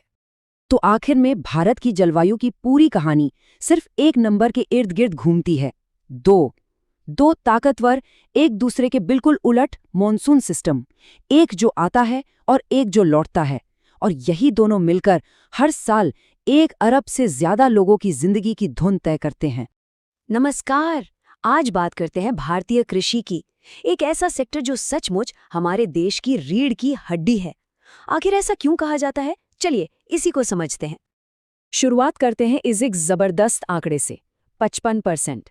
जी हाँ, भारत की लगभग 55% आबादी अपनी रोजी रोटी के लिए सीधे सीधे खेती पर निर्भर है। और बस यही एक वजह काफी है ये समझने के लिए कि भारत को कृषि प्रधान देश क्यों कहते हैं। तो आखिर ये सेक्टर इतना जरूरी क्यों है? अच्छा, सबसे पहले ये देखते हैं कि भारतीय अर्थव्यवस्था में इसका रोल क्या है। अब देखिए, यहाँ एक दिलचस्प बात है। 1991 में देश की कुल जीडीपी में खेती का हिस्सा था करीब 52% और 2020-21 तक आते आते ये घटकर हो गया लगभग 19.9%। लेकिन ये पूरी कहानी नहीं है। असली बात यह है कि भले ही जीडीपी में खेती का शेयर कम हुआ हो, लेकिन असल में अनाज का प्रोडक्शन यानी उत्पादन कई गुना बढ़ गया है। मतलब दूसरे सेक्टर्स ज्यादा तेजी से बढ़े, इसलिए प्रतिशत कम हो गया, पर खेती ने हमें आत्मनिर्भर बना दिया। यही है इसका पैराडॉक्स। आज की तारीख में देखें तो सर्विस सेक्टर भारत की जीडीपी पर हावी है, करीब 55% के साथ। पर जब बात रोजगार की आती है तो आज भी सबसे ज्यादा लोग खेती से ही जुड़े हुए हैं। चलिए अब जरा जमीनी हकीकत पर आते हैं, बात करते हैं उन बड़ी चुनौतियों की जिनका सामना भारतीय खेती कर रही है। एक बहुत पुरानी और मशहूर कहावत है कि भारतीय कृषि मानसून का जुआ है, और ये कहावत आज भी सबसे बड़ी चुनौती को एकदम सटीक तरीके से बताती है, हमारी मानसून पर निर्भरता। और बात सिर्फ मौसम की नहीं है, किसानों के सामने कई और बड़ी मुश्किलें भी हैं। जरा सोचिए, हमारे देश के 67% किसानों के पास 1 हेक्टेयर से भी कम जमीन है। छोटे छोटे खेत, ऊपर से खेती के वही पुराने तरीके, अच्छी क्वालिटी के बीजों की कमी और फसल काटने के बाद उसे रखने के लिए सही स्टोरेज सुविधाओं का ना होना, ये सब बहुत बड़ी बाधाएं हैं। तो अब आगे बढ़ते हैं और देखते हैं कि पूरे साल भर खेती को अलग अलग मौसमों के हिसाब से कैसे बांटा गया है। देखिए, मोटे तौर पर हमारे कृषि कैलेंडर में 3 मुख्य सीजन होते हैं, रबी, खरीफ और जायद। हर मौसम की अपनी खास फसलें और अपना एक टाइम फ्रेम होता है। जैसे रबी की फसल सर्दियों में बोई जाती हैं, गेहूं इसका सबसे अच्छा उदाहरण है, और खरीफ की फसल मानसून के साथ आती हैं, जैसे कि चावल। अच्छा, खरीफ के मौसम को याद रखने की एक मज़ेदार ट्रिक है, और ये ज़रूरी भी है क्योंकि ये सीधा मानसून से जुड़ा है। बस एक शब्द याद रखिए, खजाना। ख से हो गया खरीफ, जा से जून जुलाई में इसकी बुआई और ना से नवंबर दिसंबर में कटाई। है ना आसान? वैसे देश के कुछ हिस्सों में, खासकर नॉर्थ ईस्ट के राज्यों में, एक बहुत पुरानी पारंपरिक खेती होती है जिसे झूम खेती कहते हैं। इसमें होता यह है कि जमीन के एक टुकड़े पर जंगल को साफ करके खेती की जाती है और कुछ साल बाद उस जमीन को वैसे ही छोड़ दिया जाता है ताकि वो दोबारा उपजाऊ हो सके और किसान किसी दूसरी जगह चले जाते हैं। इसे शिफ्टिंग कल्टीवेशन भी कहते हैं। अब इतनी सारी चुनौतियों से निपटने के लिए भारत में समय समय पर कई कृषि क्रांतियां हुईं, जिन्होंने इस पूरे सेक्टर का नक्शा ही बदल दिया। इनमें से सबसे मशहूर है हरित क्रांति या ग्रीन रेवोल्यूशन। दुनिया भर में इसकी शुरुआत की थी डॉक्टर नॉर्मन बोरलॉग ने, और भारत में इसे कामयाब बनाने का श्रेय जाता है डॉक्टर MS स्वामीनाथन को। और इसका असर कमाल का था। हरित क्रांति की वजह से गेहूं और चावल जैसे जरूरी अनाज के उत्पादन में जबरदस्त बढ़ोतरी हुई। गेहूं का उत्पादन तो करीब 5 गुना और चावल का उत्पादन 3 गुना तक बढ़ गया। लेकिन कहानी सिर्फ हरित क्रांति पर खत्म नहीं हुई, वो तो बस एक शुरुआत थी। इसके बाद कई और क्रांति आई, जैसे दूध के उत्पादन को बढ़ाने के लिए श्वेत क्रांति, मछली उत्पादन के लिए नीली क्रांति, तिलहन यानी तेल वाले बीजों के लिए पीली क्रांति, और भी कई। तो इन सारी कोशिशों और क्रांतियों के बाद आज क्या तस्वीर है? चलिए देखते हैं कि भारत की मुख्य फसलें कौन-कौन सी हैं और देश में कहां-कहां सबसे ज्यादा उगाई जाती हैं। यहाँ से हमें पता चलता है कि दुनिया में एक कृषि महाशक्ति के तौर पर भारत कहाँ खड़ा है। चावल और गेहूं दोनों के ही उत्पादन में हम चीन के बाद दूसरे नंबर पर हैं। और अगर देश के अंदर बात करें तो चावल सबसे ज्यादा होता है पश्चिम बंगाल में और गेहूं उत्तर प्रदेश में। बल्कि दालों और जूट के उत्पादन में तो भारत दुनिया में नंबर 1 पर है, और जैसा हमने देखा, गेहूं और चावल में हम दूसरे सबसे बड़े उत्पादक हैं। ये वाकई में एक बहुत बड़ी उपलब्धि है। नमस्कार, चलिए आज बात करते हैं भारत के उन विशाल दरवाजों की जहां से देश का ज्यादातर व्यापार होता है। जी हाँ, हम बात कर रहे हैं भारत के प्रमुख बंदरगाहों की, जो सच में हमारे देश की लाइफलाइन है। तो आज हम क्या-क्या देखने वाले हैं? सबसे पहले तो ये समझेंगे कि आखिर ये पोर्ट्स इतने जरूरी क्यों हैं। फिर देखेंगे कि नेचुरल और आर्टिफिशियल पोर्ट्स में क्या फर्क होता है। इसके बाद हम निकलेंगे भारत के पश्चिमी और पूर्वी तटों की एक मजेदार यात्रा पर, और आखिर में इन सब को जोड़कर देखेंगे कि पूरी तस्वीर क्या बनती है। ठीक है, तो शुरू करते हैं बिल्कुल बेसिक से। आखिर ये बंदरगाह या पोर्ट होता क्या है? देखिए, इसे समझने का सबसे आसान तरीका है इसे एक शिप स्टैंड मान लीजिए।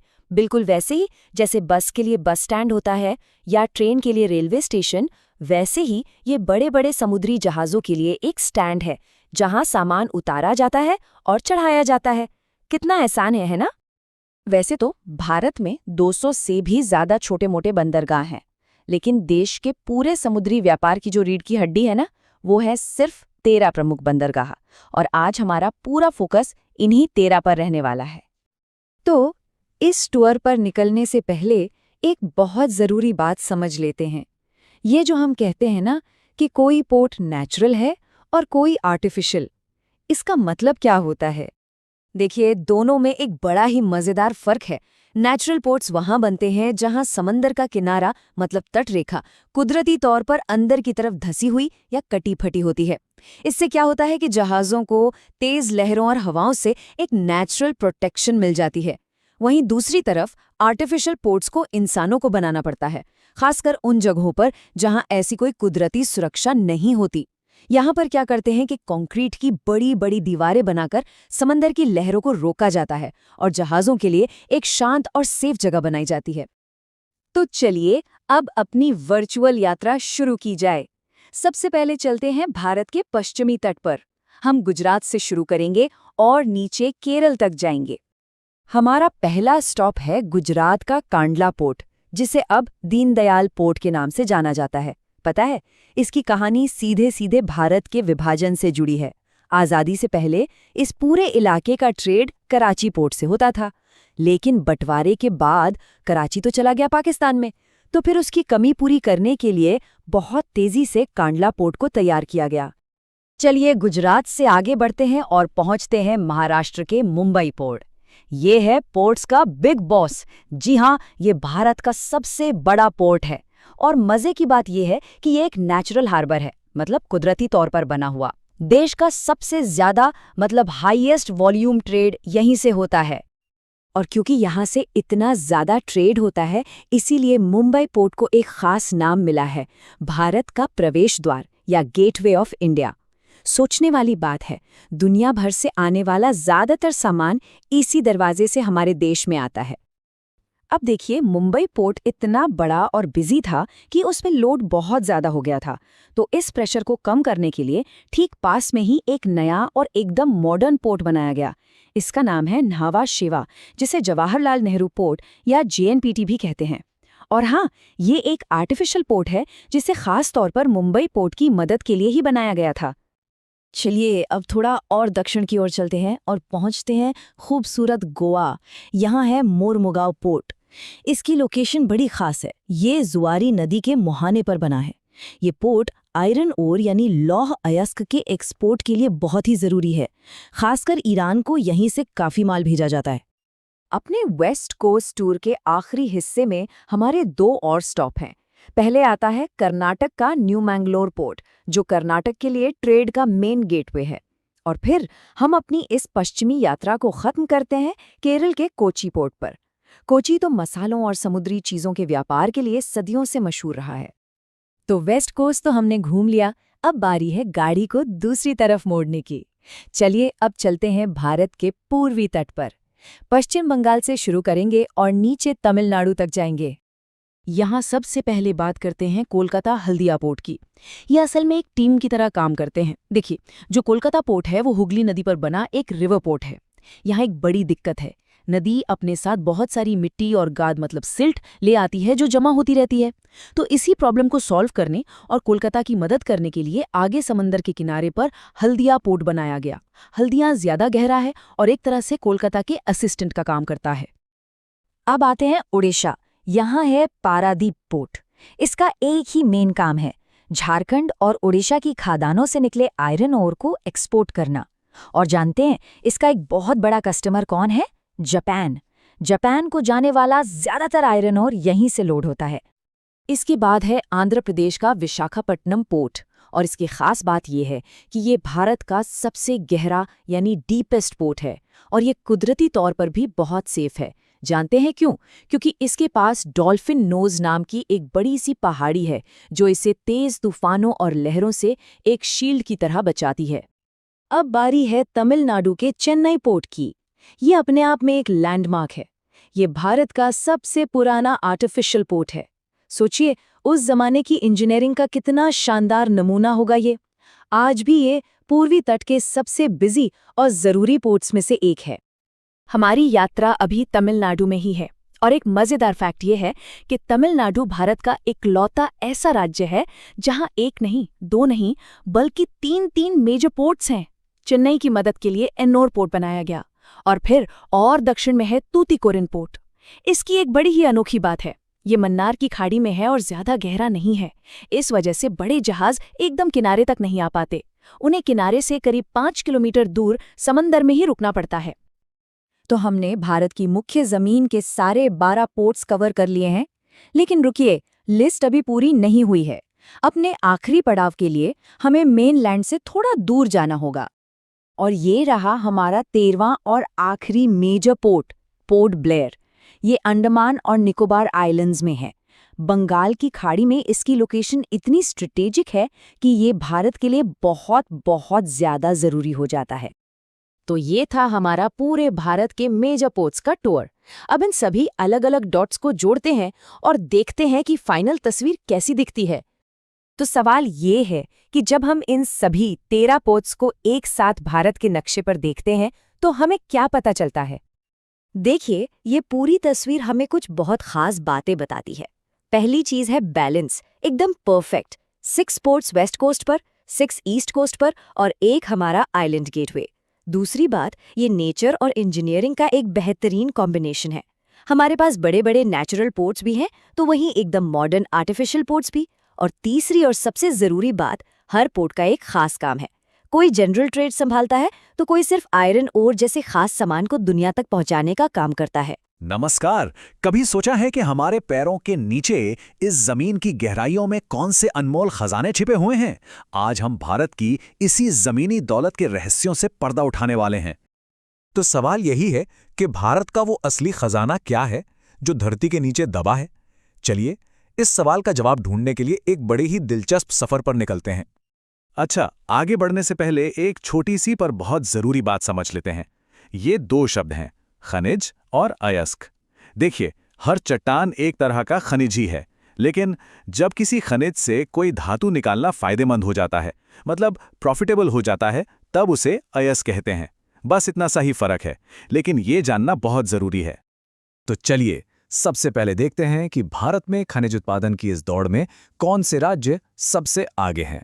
कौन है वो पावर हाउस जो देश की तिजोरी भर रहे हैं? तो ये देखिए, इस रेस में सबसे आगे है राजस्थान, जो देश के कुल खनिज उत्पादन का 17% हिस्सा देता है। इसके ठीक पीछे पीछे हैं उड़ीसा और आंध्र प्रदेश। ये 3 राज्य भारत के मिनरल मैप की सबसे अहम धुरी हैं। अब बात करते हैं उन धातुओं की जो हमारे उद्योगों की, हमारी तरक्की की नींव हैं। वो मेटल्स जिनके बिना आज की दुनिया की हम कल्पना भी नहीं कर सकते। और इस लिस्ट में सबसे पहला नाम है लौह अयस्क, यानी आयरन ओर का।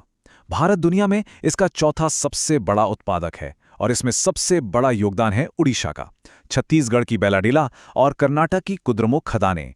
ये सिर्फ खदानें नहीं, ये लोहे के असली पावर हाउस हैं। अब देखिए, तांबे की कहानी में एक बड़ा ही मजेदार ट्विस्ट है। आज की तारीख में सबसे ज्यादा तांबा मध्य प्रदेश निकाल रहा है, लेकिन भविष्य के लिए सबसे बड़ा भंडार राजस्थान के पास मौजूद है। मतलब आज का हीरो कोई और है और कल का सिकंदर कोई और हो सकता है ना दिलचस्प? अब बात करते हैं सीसा और जस्ता की। इन्हें पता है क्या कहते हैं? इन्हें कहते हैं जुड़वां खनिज। ऐसा इसलिए है क्योंकि ये प्रकृति में हमेशा एक साथ पाए जाते हैं, बिल्कुल जिगरी दोस्तों की तरह। और इन जुड़वां खनिजों के मामले में चाहे उत्पादन हो या भंडार, राजस्थान का कोई मुकाबला ही नहीं है। और एक और मजेदार बात, इन्हीं खदानों से चांदी भी निकलती है, एक तरह से बाय प्रोडक्ट के तौर पे। और यही चीज राजस्थान की जावर खदानों को और भी ज्यादा कीमती बना देती है। चलिए फटाफट बॉक्साइट पर भी एक नजर डाल लेते हैं। ये वही अयस्क है जिससे हल्का और मजबूत एल्यूमिनियम बनता है, और इस मामले में तो कुछ सोचना ही नहीं है। उत्पादन हो या भंडार, ओडिशा का एक छत्रराज है। ठीक है, तो धातुओं से हटकर अब उन ईंधनों की बात करते हैं जो हमारे देश की तरक्की के इंजन को चलाते हैं। बात करते हैं हमारी ऊर्जा के स्रोतों की। कोयले के 4 मुख्य प्रकार होते हैं और इनकी क्वालिटी इस बात पर निर्भर करती है कि उनमें कार्बन कितना है। सबसे अच्छा है एंथ्रेसाइट, जो स्टील बनाने के काम आता है, और भारत में सबसे ज्यादा मिलता है बिट्यूमिनस कोयला, जिससे बिजली बनती है। और कोयले को लेकर भारत में एक बड़ा ही दिलचस्प विरोधाभास है। आज सबसे ज्यादा कोयला छत्तीसगढ़ की खदानों से निकाला जा रहा है, लेकिन जमीन के नीचे कोयले का जो सबसे बड़ा खजाना है वो असल में झारखंड के पास है। अगर हम परमाणु ईंधन की बात करें तो यूरेनियम के लिए झारखंड की जादूगुड़ा खदान सबसे अहम है। वहीं दूसरी तरफ थोरियम के मामले में भारत दुनिया का सबसे बड़ा उत्पादक है और इसका विशाल भंडार मिलता है केरल की समुद्री रेत में। अब बारी है उन कीमती खनिजों की जिनकी चमक ने हमेशा से दुनिया को अपनी ओर खींचा है। चलिए भारत के सोने, चांदी और हीरों की दुनिया की सैर करते हैं। ये आंकड़ा सचमुच हैरान करने वाला है। 99% भारत में जितना भी सोना जमीन से निकलता है उसका 99% सिर्फ एक ही राज्य से आता है और वो राज्य है कर्नाटक, जो मशहूर कोलार गोल्ड फील्ड्स का घर है। और सोने की ही तरह चांदी के मामले में भी एक ही राज्य का दबदबा है। देश की लगभग 99% चांदी राजस्थान से आती है, जो इसे भारत का निर्विवाद सिल्वर किंग बनाता है। और अब वो खजाना जिसकी चमक सबसे अलग है, हीरा। इस मामले में मध्य प्रदेश का कोई मुकाबला नहीं, जहां की पन्ना खदानें देश की शान हैं। और जरा इतिहास को याद कीजिए, दुनिया का सबसे मशहूर हीरा कोहिनूर, वो भी तो भारत की ही गोलकुंडा खदानों की देन था। तो हमने भारत के जमीनी खजानों का एक शानदार सफर तय किया।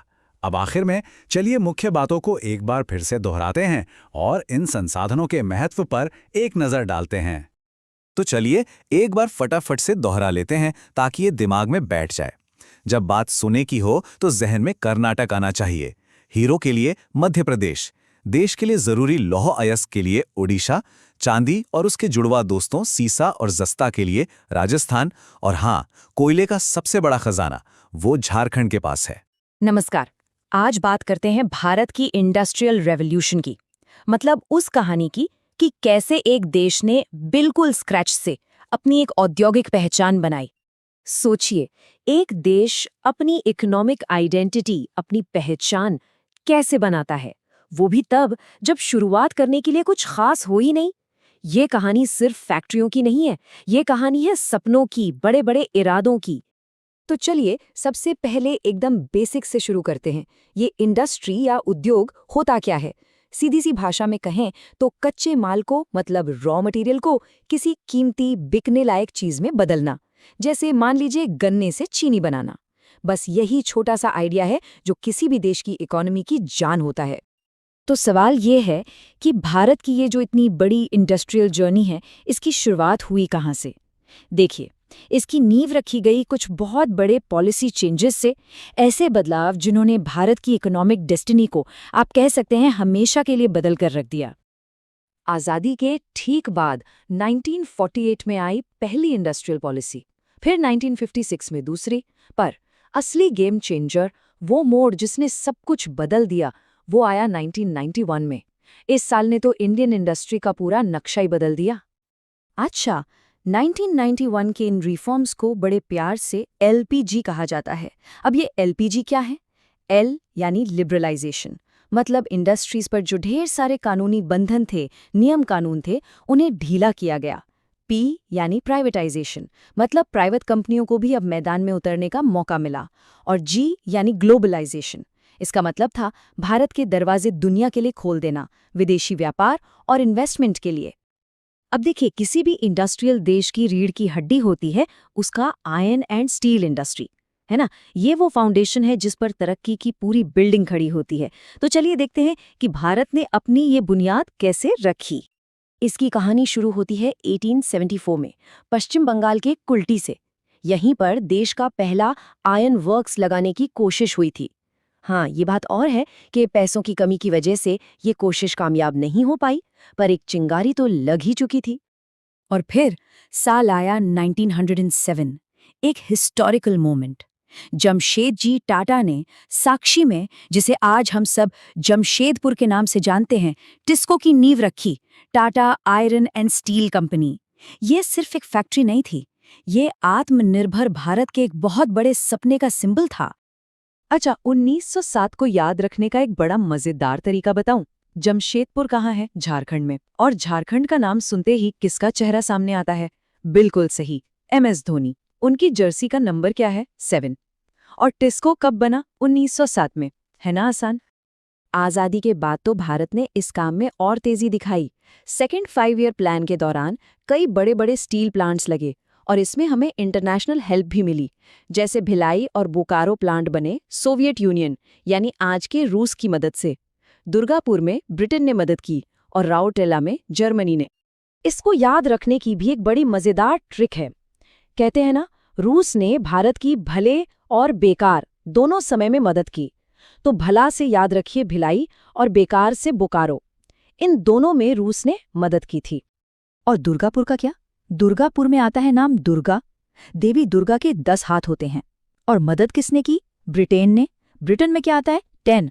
हो गया ना कनेक्शन। तो आयरन एंड स्टील की मजबूत नींव तो रख दी गई। अब बात करते हैं उस ताने बाने की जिसने भारत की इकोनॉमी की चादर बुनी और लाखों करोड़ों लोगों को काम दिया। जी हाँ, बात हो रही है टेक्सटाइल और जूट इंडस्ट्री की। कॉटन की कहानी भी बड़ी दिलचस्प है। पहली कोशिश हुई थी 1818 में कलकत्ता के पास फोर्ट ग्लॉस्टर में, लेकिन वो मिल चल नहीं पाई।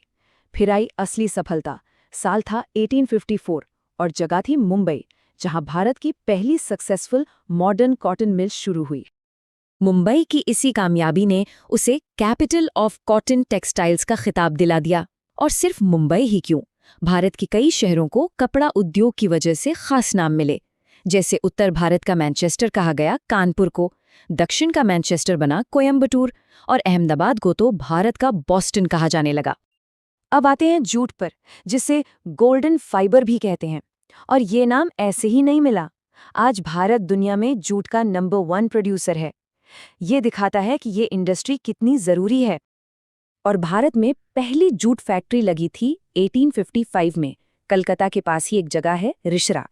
इसी के साथ पूर्वी भारत में एक नए इंडस्ट्रियल एरा की शुरुआत हुई।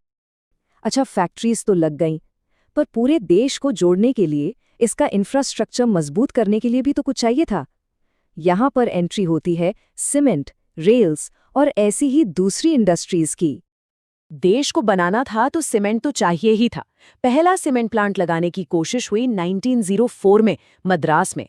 अब ये प्लांट कामयाब तो नहीं हो पाया, लेकिन इसने भारत के कंस्ट्रक्शन की कहानी में पहला पत्थर तो रख ही दिया था। और ये इंडस्ट्रियल डेवलपमेंट सिर्फ शहरों तक ही नहीं रुका, इसका असर गांवों और खेतों तक भी पहुंच रहा था। 1906 में तमिलनाडु के रानीपेट में भारत की पहली केमिकल फर्टिलाइजर फैक्ट्री लगी। सोचिए, इसी ने आगे चलकर भारत के ग्रीन रेवोल्यूशन की जमीन तैयार की। और अब बात भारत की लाइफलाइन की, इंडियन रेलवेज। इसे कैसे भूल सकते हैं। पर क्या कभी सोचा है कि ट्रेन के अलग अलग हिस्से देश में कहाँ-कहाँ बनते हैं? देखिए, पहिए और एक्सल बनते हैं बेंगलुरु में, इलेक्ट्रिक इंजन बनते हैं पश्चिम बंगाल के चित्तरंजन में, डीजल इंजन वाराणसी में, और जो रेल के डिब्बे होते हैं वो कपूरथला और रायबरेली में बनते हैं। मतलब ये सच में एक मेड इन इंडिया एफर्ट है। तो इतने दशकों के इस लंबे सफर के बाद आज भारत की इंडस्ट्रियल आइडेंटिटी क्या है? आज भारत की पहचान क्या है? कुछ चीजें तो ऐसी हैं जो भारत को पूरी दुनिया में सबसे अलग बनाती हैं। एक कमाल की बात बताता हूँ। क्या ये पता है कि भारत दुनिया का अकेला, आई रिपीट अकेला ऐसा देश है जहां नेचुरल सिल्क की 4 वैरायटीज बनती हैं। मतलब मलबरी, एरी, टसर और मूंगा, ये चारों सिर्फ भारत में ही एक साथ मिलती हैं। ये एक बहुत बड़ी उपलब्धि है। तो स्टील की मजबूत नींव से लेकर दुनिया के सबसे एक्सक्लूसिव रेशम तक, भारत का ये इंडस्ट्रियल सफर वाकई कमाल का रहा है। इसने सच में एक देश को गढ़ा है। साल 2011 में भारत ने खुद को गिना और जो आंकड़ा सामने आया वो सच में हैरान करने वाला था। लेकिन ये सिर्फ एक नंबर नहीं है, ये 1 अरब से भी ज्यादा लोगों की कहानी है। ये हमारे देश की धड़कन है। तो चलिए इन आंकड़ों के पीछे छिपी भारत की असली तस्वीर को समझते हैं। 121 करोड़। जरा इस संख्या के बारे में सोचिए। ये इतनी बड़ी है कि अगर हम अमेरिका, इंडोनेशिया, ब्राजील, पाकिस्तान और बांग्लादेश की पूरी आबादी को मिला दें तो भी ये उससे ज्यादा है। ये सिर्फ एक देश की गिनती नहीं थी, ये तो अपने आप में एक महाद्वीप को गिनने जैसा था। तो सवाल यह है कि आखिर ये 121 करोड़ लोग हैं कौन, कहाँ रहते हैं, क्या करते हैं? इस एक विशाल नंबर के अंदर ही भारत की असली विविधता, उसकी असली कहानियां छिपी हैं। चलिए इन आंकड़ों की परतों को एक एक करके खोलते हैं। सबसे पहले इस गिनती का जो विशाल पैमाना है उसे समझने के लिए हमें इसे दुनिया के नजरिए से देखना होगा। आखिर दुनिया के नक्शे पर भारत की आबादी कितनी बड़ी थी? इसका मतलब यह है कि 2011 में दुनिया का हर छठा इंसान एक भारतीय था, 17.5%। यह आंकड़ा साफ दिखाता है कि भारत में जो भी होता है उसका असर पूरी दुनिया पर पड़ता है। और इसीलिए ये जनगणना इतनी ज्यादा महत्वपूर्ण थी। लेकिन इतने बड़े देश को गिनने का ये जो विशाल काम है, ये शुरू कैसे हुआ? देखिए, ये कोई नई बात नहीं है। इस गिनती का अपना एक लंबा और काफी दिलचस्प इतिहास रहा है, जो ब्रिटिश राज के समय तक जाता है। देखिए, ये सफर 1872 में लॉर्ड मेयो के साथ शुरू तो हुआ, लेकिन जो असली नियमित गिनती हर 10 साल में होती है वो 1881 से होने लगी। फिर आज़ादी के बाद 1951 में स्वतंत्र भारत ने अपनी पहली जनगणना की और 2011 की ये गिनती उसी लंबी परंपरा की 15वीं कड़ी थी। तो अब जब हम इसका पैमाना और इतिहास जान गए हैं, तो चलिए इन आंकड़ों में गोता लगाते हैं। ये नंबर हमें भारत के चरित्र, उसकी ताकत और उसकी चुनौतियों के बारे में क्या बताते हैं। सबसे पहले बात करते हैं जनसंख्या घनत्व की। सीधे सीधे कहें तो 1 वर्ग किलोमीटर के छोटे से एरिया में औसतन कितने लोग रहते हैं। ये नंबर हमें बताता है कि हमारी जमीन और हमारे संसाधनों पर कितना दबाव है। 2011 में पूरे भारत का औसत था 382 व्यक्ति प्रति वर्ग किलोमीटर। अब ये अपने आप में काफी ज्यादा है, लेकिन असली और चौंकाने वाली कहानी तो तब सामने आती है जब हम इस राष्ट्रीय औसत को छोड़कर अलग अलग राज्यों के आंकड़ों को देखते हैं। यहां अंतर जमीन आसमान का है। एक तरफ है बिहार, जहां 1 वर्ग किलोमीटर में 1100 से भी ज्यादा लोग रहते हैं, मतलब जबरदस्त भीड़। और दूसरी तरफ है अरुणाचल प्रदेश, जहां उतने ही बड़े इलाके में सिर्फ 17 लोग। जरा सोचिए, इन 2 जगहों पर रोजमर्रा की जिंदगी कितनी अलग होगी। अगला बहुत महत्वपूर्ण आंकड़ा है लिंगानुपात, यानी हर 1000 पुरुषों के मुकाबले कितनी महिलाएं हैं। ये सिर्फ एक नंबर नहीं है, बल्कि ये समाज के स्वास्थ्य, महिलाओं की स्थिति और सामाजिक संतुलन का एक बहुत बड़ा पैमाना है। 2011 में भारत का लिंगानुपात 943 था, जो पिछली जनगणना से थोड़ा बेहतर था, यानी हर 1000 पुरुषों पर 943 महिलाएं। ये एक अच्छा संकेत तो था, लेकिन हम अभी भी एक आदर्श संतुलन से काफी दूर थे। और यहां भी राज्यों की कहानी बिल्कुल अलग है। केरल अपनी बेहतर शिक्षा और स्वास्थ्य सेवाओं के साथ 1084 के लिंगानुपात पर था। देश का इकलौता ऐसा राज्य जहां महिलाएं पुरुषों से ज्यादा थीं।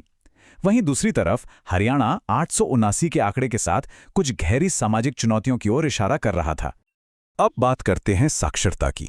भारत में साक्षर किसे माना जाता है? खैर, परिभाषा बहुत सीधी है। 7 साल से ज्यादा उम्र का कोई भी व्यक्ति जो किसी भी एक भाषा को सिर्फ पढ़ और लिख ही नहीं सकता, बल्कि उसे समझ भी सकता है।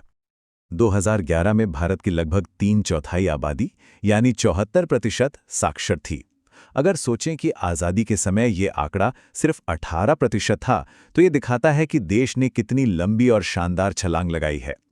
पर राज्यों में ये खाई और भी गहरी हो जाती है। एक तरफ है केरल, जहां 94% आबादी साक्षर है, जो शिक्षा को लेकर उनकी दशकों की मेहनत को दिखाता है। तो दूसरी तरफ है बिहार, जहां ये आंकड़ा लगभग 62% था। ये दिखाता है कि विकास का रास्ता पूरे देश में कितना असमान रहा है। ये आंकड़े हमें सिर्फ औसत नहीं बताते, बल्कि देश के अंदर की बड़ी दरारों को भी दिखाते हैं। तो वो कौन सी बड़ी दरारें हैं जो भारत को 2 अलग-अलग दुनिया में बांटती हैं? सबसे बड़ा विभाजन है भारत और इंडिया के बीच, यानी ग्रामीण और शहरी। 2011 में देश के हर 10 में से लगभग 7 लोग गांवों में रहते थे। जगमगाते शहरों में रहने वाली आबादी सिर्फ 31% थी। और ये आंकड़ा उस पुरानी कहावत को सच साबित करता है जो हम हमेशा से सुनते आए हैं कि असली भारत तो आज भी अपने गांव में ही बसता है। इतिहास में एक और दिलचस्प विभाजन समय का भी है। साल 1921 को महान विभाजक वर्ष के तौर पर जाना जाता है। क्यों? क्योंकि ये जनगणना के इतिहास का वो अकेला दशक था जब भारत की आबादी बढ़ने की बजाय घट गई थी। इसकी वजह थी उस दौर की महामारियां और अकाल, जिसका देश पर बहुत गहरा असर पड़ा था। खैर, ये तो थी 2011 की कहानी, लेकिन अब 1 दशक से ज्यादा का समय बीत चुका है। तो भारत को गिनने का भविष्य कैसा दिखेगा? क्या बदलने वाला है? अगली यानी 16वीं जनगणना अपने आप में एक क्रांति होने वाली है। ये भारत के इतिहास की पहली पूरी तरह से डिजिटल जनगणना होगी। मतलब कागज और कलम की जगह अब टैबलेट्स और ऐप्स लेंगे। और इसका थीम भी भविष्य की ओर ही देखता है, जन भागीदारी से जन कल्याण। कागज पर हुई जनगणना ने हमें 2011 के भारत की एक कहानी सुनाई, अब जब गिनती पिक्सल और डेटा में होगी तो सोचने वाली बात है कि ये डिजिटल जनगणना हमें बदलते हुए भारत के बारे में कौन सी नई, हैरान करने वाली और गहरी कहानियां बताएगी। इसका जवाब भविष्य के आंकड़ों में ही छिपा है।